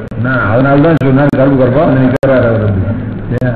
அவர் கண்ணை பார்த்தவரா இருந்தா செந்தாமரை கண்ணன் வந்து நிக்கிறான்னு சொல்லுவாரோ இல்லையோ. இல்லைன்னா கையோட சங்கம் சாங்கவேந்தம் தலக்கையன் அப்படின்னு சொல்லி சக்கரத்தோட வந்து நிற்கிறான்னு சொல்ல முடியும். பெருமாள் சக்கரத்தை தூக்கின்னு வராரா, சாங்க தூக்கின்னு வராரா, சங்க தூக்கின்னு வராரான்னு பார்க்கறதே கிடையாது. இவர் யாருன்னு கூப்பிட்டா நமக்கு ஆழ்வார் இருக்காருன்னு நான் நினைச்சுட்டு இருந்தேன்னா வந்து நிற்கிறார். எப்படி வந்து நிற்கிறார் அப்படின்னு, அது எப்படி வந்து நிற்கிறாருலாம் பார்க்கல, கருப்பா வந்து நிற்கிறாருன்னு தெரியும். அதனால அது மாதிரி பெருமாள் கருப்பே போதும் அப்படின்னு, அந்த கருப்பை பார்த்தாலே பெருமாளை பார்த்தா மாதிரி தான் இருக்கு. அதனால பெருமாள் கருப்புன்னு தனியா என்ன, எப்படி உப்மா காந்தல் கருப்புன்னு தனி, அது தெரியுமா இல்லையா. அது மாதிரி வெந்நீர் தவளை காந்த கருப்புன்றது தனி, அது மாதிரி பெருமாள் கருப்புன்றது தனி. அது நிஜமா தான் சொல்றேன். எல்லா கருப்பும் ஒண்ணும் கிடையாது. இந்த கருப்பு எப்படி இருக்கும்னா அவ்வளோ ஆகர்ஷகமா இருக்குமா, ஒரே இழுக்குமா, அந்த மாதிரியான கருப்பம் பெருமாள் கருப்புன்றது அப்படிதான் இருக்கும் அப்படின்னு சொல்றா. அதனால அந்த பெருமாளுடைய கருப்பு, அந்த கருப்பை பார்க்கறாங்க பரவாயில்ல. அந்த அர்ச்சாவதாரத்துல கருப்பா தெரியுறாங்க, கருப்பு பெருமாளை சேவிச்சுட்டோம், கருப்பு பெருமாளை சேவிச்சோம் அப்படின்னு அந்த கருப்பை மாத்திரம் நினைச்சுட்டு இருந்தாலே அந்த கருப்பு என்ன பண்ணுவான், அப்படியே பகவத் விஷயத்துல புத்தியை இன்னும் மேல வளர்த்து பெருமாளுடையதான சாட்சாத்கார பரியந்தமான உபாயமா இருக்கும்ன்றதுனா அஞ்சனம் யோக திருஷ்டே சிந்தாரத்னம் சுலபம் அது மோக்ஷானுரூபம் சிந்தாரத்னம். அப்படி அடுத்து இந்த பெருமாள் எப்பேற்பட்டவர் அப்படின்னா, தானே உபாயமாயும் இருக்கா, தானே உபயமாயும் இருக்கான்றது போக சிந்தாரத்னம். சிந்தாரத்னம் சிந்தாமணின்னு அர்த்தம். சிந்தாமணி அப்படி தேவலோகத்துல சாமான் வச்சுட்டு இருக்காலும். என்ன சாமான் அப்படின்னா, ஒரு மரம் வச்சுட்டு இருக்காலும், அது ஒரு கல்பக விருஷம்னு பேரும், பசு வச்சுட்டு இருக்காலும் காமதேனுன்னு பேரும், ரத்தனம் வச்சுட்டு இருக்காலும் சிந்தாமணின்னு பேரும். 3மே எதை கேட்டாலும் கொடுக்குமா, தெரியுமோ இல்லையா. அது 3மே எதை கேட்டாலும் கொடுக்கும். 3 வச்சுட்டு இருக்காலும், 3 வச்சுட்டு இருக்காலாம் தேவலோகத்துல. உன்னாவது இங்க அனுப்ப கூடாதோ, அனுப்ப மாட்டாலும், எல்லாத்தையும் அவளே வச்சுட்டு இருக்காலாம். எதுனா கேட்டு வாங்கிக்கிறதுக்காக. எது வேணும்னாலும் இதுக்காக இங்கேயும் போக வேண்டாம், இதுக்காக ரொம்ப கஷ்டம்லாம் பட வேண்டாம், இதுக்காக இன்டர்நேஷனல் மானிட்டரி ஃபண்ட்ல போய் கடன் வாங்க வேண்டாம். எதுவாக இருந்தாலும் வேணும்னா அதை கரெக்டாக கொடுத்துருவாங்க. அப்படி கேட்டு வாங்கிக்கிறதுக்காக வச்சுட்டு இருக்காங்க. அது இருந்தால் எவ்வளோ சௌகரியம், யார் இடத்துலையும் போய் எதுவும் பிச்சை எடுக்க வேண்டாமோ இல்லையோ. அந்த மாதிரி அந்த சிந்தாமணின்னு ஒன்று வச்சுட்டு இருக்கா. சிந்தாமணின்னா ரத்தனம். அந்த ரத்தனத்துக்கிட்ட போய் பக்கத்துல உட்கார்ந்துட்டு இது வேணும் அப்படின்னு சொன்னாங்கன்னா உடனே சிந்தாமணி அந்த மாதிரி சிருஷ்டிச்சு கொடுத்துருவான். காமதேனு கொடுத்துருவான். அதே மாதிரி அந்த மரம் கொடுத்துருவான், கல்பக விருட்சம்ல மரம் கொடுத்துருவான். அதுவே கல்பக விருட்சமே எப்படி இருக்குன்னா 5 விதமான மரம் இருக்காங்க. அந்த 5 விதமான மரம் வச்சிருக்காங்க. அதுல கல்பக விருட்சம் அந்த மாதிரி இருக்கும் அப்படின்லாம் சொல்றாரு. இதுல எப்ப என்ன சொன்னார் அப்படின்னா, இவர் எப்பேற்பட்டவர் அப்படின்னா சிந்தா ரத்னம். அந்த சிந்தா மணியானது எப்படி ஆக்கும். ஏன் ரத்னம்னு சொல்றாருன்னா, பெருமாள் அப்படியே கருப்பு ரத்னம் மாதிரி படுத்துட்டு இல்லையோ, அதனால இப்ப ஒரு ரத்னம்னு சொல்றாரு. கருமணியை கோமளத்தை கண்டு கொண்டு ஆழ்வார் சொன்ன கருப்பான ரத்னம் போல இருக்கிறவன் பெருமாள்னு சொன்னார். கருமணியை கருப்பான ரத்னம் போல சிந்தா ரத்னம். கேட்டதெல்லாம் கொடுக்கிற பெருமாளா, நினைச்சதெல்லாம் அப்படியே சிந்திச்சதெல்லாம் கொடுக்கிற பெருமாளா சிந்தா ரத்னம். அப்படி சிந்தா ரத்னமா, சிந்தா ரத்னம் தேவலோகத்தில் தானே இருக்கும். சரிப்போ அதெல்லாம் கிடைக்காத பெருமாளா இல்ல, அந்த மாதிரி இல்லை. இப்ப எப்படி இருக்கா, சுலபம் அப்படின்னு இங்கேயே இருக்கார் சுவாமி, இங்கேயே இருக்காராம். இங்கேருந்து போக வேண்டியதுதான். மாயாவதி ட்ரெயின் ஓட்டின்னு இருக்காளோ இல்லையோ, மாயாவதி அவ பேர் என்ன, எவ்வளோ இன்னும் எவ்வளோ ஓட்டின்னு இருக்கா இல்லையா? யார் மாமா இப்போ ட்ரெயின் ஓட்டுறா? திரிணாமுல் காங்கிரஸ் அவ போயிட்டாளா? அவ போயிட்டா. ஆமாம்மா விட்டுட்டா. அவெல்லாம் ட்ரெயின் ஓட்டுறா பாருங்க. அந்த ட்ரெயின்ல போய் ஏறி உட்காந்து ராத்திரி போய் ஏறி உட்காந்தா கார்த்தால போனோன்னா சிந்தா ரத்னம் அது கிடச்சிருவோம் என்ன. அது மாதிரி இங்கேருந்து 3 மணி நேரத்தில் காரில் போகிறேன், 5 மணி நேரத்தில் பஸ்ஸில் போகிறேன், 6 மணி நேரத்தில் ட்ரெயினில் போகலாம், எப்படி வேணால் போகலாம் சுவாமி. அதனால ஈஸியாக போகலாமா? சிந்தா ரத்னம் சுலபம் மிக ரொம்ப சுலபமான தான ரத்னமா இருக்காரு இவர் அப்படின்னு. சுவாமி தேசிய காலத்துல 250 ரூபா டிக்கெட் போடல, அதனால சொல்லியிருக்காரு. இப்ப சொன்னா என்ன சொல்லுவாரோ தெரியல. இருந்தாலும் அவர் அந்த காலத்து பாட்டு பாடி வச்சிருக்காரு, சிந்தா ரத்னம் சுலபம் மிக நகா. ஆனா இருந்தாலும் எனக்கு ஒன்றும் கஷ்டம் கிடையாது. இவர் சுவாமியோட போனோம்னா பெருமாள் ஸ்ரீகிருஷ்ணன் வந்துருவாங்க. சிந்தா ரத்னம் சுலபம் மிக நகா, அதான் சுலபம் மிக நகா அப்படின்னா ரொம்ப ஈஸியான பெருமாள் தான். மிகனகா இங்கேயே கிடைக்கிறார் சுவாமி. இதுக்காக சொர்க்க லோகத்துக்கு போவாண்டாம். சுலப மிகனகா சித்தி மோக்ஷானுரூபம். எந்த மாதிரியான சிந்தாமணியானது என்னென்னலாம் கொடுக்கும் அப்படின்னாரு. சித்தியும் கொடுக்கும், மோட்சத்தையும் கொடுக்கும். நிறைய சித்திகள்லாம் சொல்லியிருக்கா. அனிமா மகிமா லகிமா கரிமா பிராப்தி பிராகாமி மீசத்து இந்த மாதிரியான சித்திகள்லாம் சொல்றா. நிறைய சித்தர்கள்லாம் அந்த மாதிரியான ஆசைப்படுவா. ஆசைப்படுறதுக்குன்னு விசேஷமான தபசெல்லாம் பண்ணுவான். அவெல்லாம் சித்து விளையாட்டுலாம் தெரிஞ்சுக்கணும், கற்றுக்கணும் அப்படின்லாம் ஆசைப்படுவோம். அந்த மாதிரியான ஐகிகமானதான அதிர்ஷ்டங்களுக்கெல்லாம் கூட இந்த ரங்கநாதன் ஒன்றும் குறை வைக்க மாட்டார் சுவாமி. கேட்டால் கொடுத்துருவாராம். அதான் சொல்ல சிந்தாரத்னம் சுலப மிகனகா சித்தி மோக்ஷானுரூபம். மோட்சத்தையுமே கொடுப்பாராம் இவர். அதில் மோட்சத்தை கொடுக்கறதுல தான் ரொம்ப இன்ட்ரெஸ்டோட இருக்காராம் இல்லையோ. பிருந்தானியஸ்வஜயன் பிரஜசுந்தரீனாம் பிருந்தாவனாந்தரபுவாம் சுலபோ பூவா ஸ்ரீமான் அசேஷஜன சங்கிரஹணாய சேதே சேதே புஜங்கஜயனேத மகாபுஜங்க. ஸ்ரீமான் அசேஷஜன சங்கிரஹணாய சேதே. இங்க இருக்கிற பெருமாள் சித்திகளை கொடுக்க வந்தாரா, மோட்சத்தை கொடுக்க வந்தாரா இந்த ரங்கநாதன் அப்படின்னு. அதுக்காக சாய்க்கிற இவர் சம்சாரத்தில் இருக்கிற ஒரு ஜீவனையும் விடாம மொத்தமா அள்ளிட்டு போற வரைக்கும் எழுந்திருக்க மாட்டேன்னு பக்கம். ஸ்ரீமான் அசேஷஜன சங்கிரஹணாய சேதே. எல்லாரையும் பிடிச்சி இழுத்துக்கணும்னு, அதனால எல்லாரையும் எப்படி பிடிச்சி இழுக்கலாம்னு பார்த்து உட்காந்துட்டு இருக்காராம். அதுக்குதான் படுத்துட்டு இருக்காராம். வேற ஒன்றும் இன்னும் படுத்துட்டு இருக்காரு. என்னத்துக்கு படுத்துட்டு இருக்காருன்னா எப்படியாவது இங்க அங்க ஓடின்னு இருக்கிறவா எல்லாரையும் என்ன, எல்லாம் அப்துல்லாவா இருந்தாலும் சரி, பீட்டரா இருந்தாலும் சரி, கந்தசாமியா இருந்தாலும் சரி, கோவிந்தசாமியா இருந்தாலும் சரி, இல்லைன்னா நாராயணாச்சாரா இருந்தாலும் சரி, இல்லைன்னா கிருஷ்ண சதுர்வேதியான யாரா இருந்தாலும் சரி, எல்லாரையும் பிடிச்சி இழுத்துக்கலாம்னு பார்த்துட்டு இருக்காரு. எப்படியான கொஞ்சம் கொஞ்சம் ஓடுறான், இருந்தாலும் விட்டு பிடிக்கலாம்னு சொல்லிட்டு விட்டு பிடிக்கிறது பிடிச்சி அப்படி பிடிச்சி டப்புன்னு பிடிச்சி இழுத்துருவாராம். அந்த மாதிரியான அதுக்காக தான் படுத்துட்டு இருக்காராம். அதான் சொன்னேன், சித்தி மோக்ஷான் ரூபம். மோட்சத்தையே கொடுக்கக்கூடியதான சிந்தாமியாச்சே. சிந்தா மோக்ஷான் ரூபம். தீனாநாத வியசன சமனம் தெய்வதம் தெய்வதானாம். தீனா அநாத வியசன சமனம். தீனர்களா இருக்கிறவா. அடுத்தது அவர் அநாதர்களா இருக்கிறவா. அனுரூபம். மோட்சத்துக்கு அனுரூபமான சிந்தாரத்னம். மோட்சத்துக்கு அனுரூபமான சிந்தாரத்னம்னா அது மோட்சத்தை தரக்கூடியதான சிந்தாரத்னம். மோட்சமாகிற புருஷார்த்தத்துக்கு அனுரூபமா இருக்கக்கூடிய சிந்தாரத்னம் அப்படின்னு. இந்த ரத்னமானது மோட்சத்தையும் கொடுக்கும்னு தாத்பரியம். தீன அநாத வியசன சமனம் அப்படின்னு. தீன அநாத வியசன சமனம். தீனர்களுடைய வியசனத்தையும் போக்கும், அநாதர்களுடைய வியசனத்தையும் போக்கும். அந்த மாதிரியான அசக்தாலா இருக்கிறவர்களுடைய கவலையெல்லாம் போக்குற பெருமாள் அப்படின்னு தீனாநாத வியசன சமனம்னு சொல்லிவிட்டு, தீனர்களாயிருக்கும் அநாதர்களாயும் யார் யாரெல்லாம் ரங்கநாதன் கிட்ட வந்து அவ குறைய சொல்லி அவளுடையதான கட்டம் எல்லாம் போச்சு அப்படின்னு சொல்லிட்டு சுவாமி தேசிகன் அப்படியே யோசிச்சு பார்த்தாராம். யோசிச்சு பார்த்தா ரொம்ப லிஸ்ட் ரொம்ப பெருசா இருக்கும். அது மாத்திரம் இல்ல, இதோட முடிஞ்சு போச்சான்னு பார்த்தாராம். இனிமே வரக்கூடியதான தீனர்கள், இனிமே வரக்கூடியதான அநாதர்கள் எல்லா லிஸ்டையும் யோசிச்சு பார்த்தாராம். இந்த மாதிரி முன்ன லிஸ்ட் பின்ன லிஸ்ட் எல்லாத்தையும் போட்டு எல்லாத்தையும் ஒரே ஃபைலா கிரியேட் பண்ணி இந்த ஃபைலுக்கு எங்க முடியறதுன்னு பார்த்தானா எக்ஸல் ஷீட் மாதிரி இருக்கான். போக போட்டுனே இருக்கான் சுவாமி. எவ்வளவு போட்டாலும் போடுறதான். அந்த மாதிரி லிஸ்ட், இவ்வளவு லிஸ்ட பார்த்தாராம். அடேப்பா, இவ்வளவு பேருடைய தானே சிரமத்தெல்லாம் தீர்த்துண்டா இந்த பெருமாள் இங்க படுத்துட்டு இருக்காரு அப்படின்னு தோணிதான். உடனே இருக்கா கை கூப்பினான். தீனானாதவியசன சமனம் தெய்வதம் தெய்வதானாம். இப்ப ஏற்பட்டவனாக்கும் சாமானியம் இல்ல சுவாமி. தெய்வதம் தெய்வதானாம்.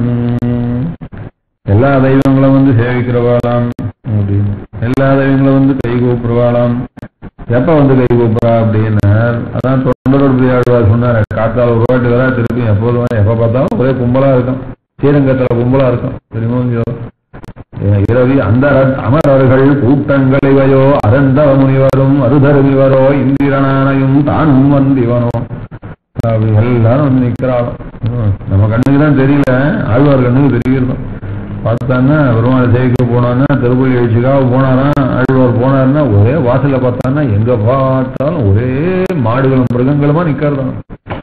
இல்லையோ ஏன்னா தேவதைகளுக்கு எல்லாருக்கும் அவ வாகனங்கள் என்ன வச்சுட்டு இருக்கா அப்படின்னு, அக்னி பகவான் அவர் ஆடு வச்சுட்டு இருக்காரா, முருகன் வந்து மயில் வச்சுட்டு இருக்காரா, சிவன் வந்து மாடு வச்சுட்டு இருக்காரா, இந்திரன் வந்து யானை வச்சுட்டு இருக்கானா. இப்படி பார்த்தான்னா கோவிலை சுற்றி ஒரே மாடு ஆடுமா நிக்கிறதான். எங்க பார்த்தாலும் ஒரே ஆடு மாடுமா நிக்கிறதான், ஒரே கும்பலாம். அப்படின்னு என்னடா விஷயம் அப்படின்னு பார்த்தான்னா எல்லாரும் வாகனத்தை வெளியில விட்டுட்டு அதுக்காக அந்த பார்க்கிங் லாட்டுக்குன்னு ஃபீஸ் கட்டுவாளோ இல்லையா அதையும் கட்டி விட்டு எல்லாரும் உள்ள பெருமாள் செய்கிறதுக்காக போயிருக்காலும். அப்படி உள்ள பெருமாள் செய்கிறதுக்கு போனா ஒரே உள்ள கும்பலாம், உள்ளே போக முடியலையா.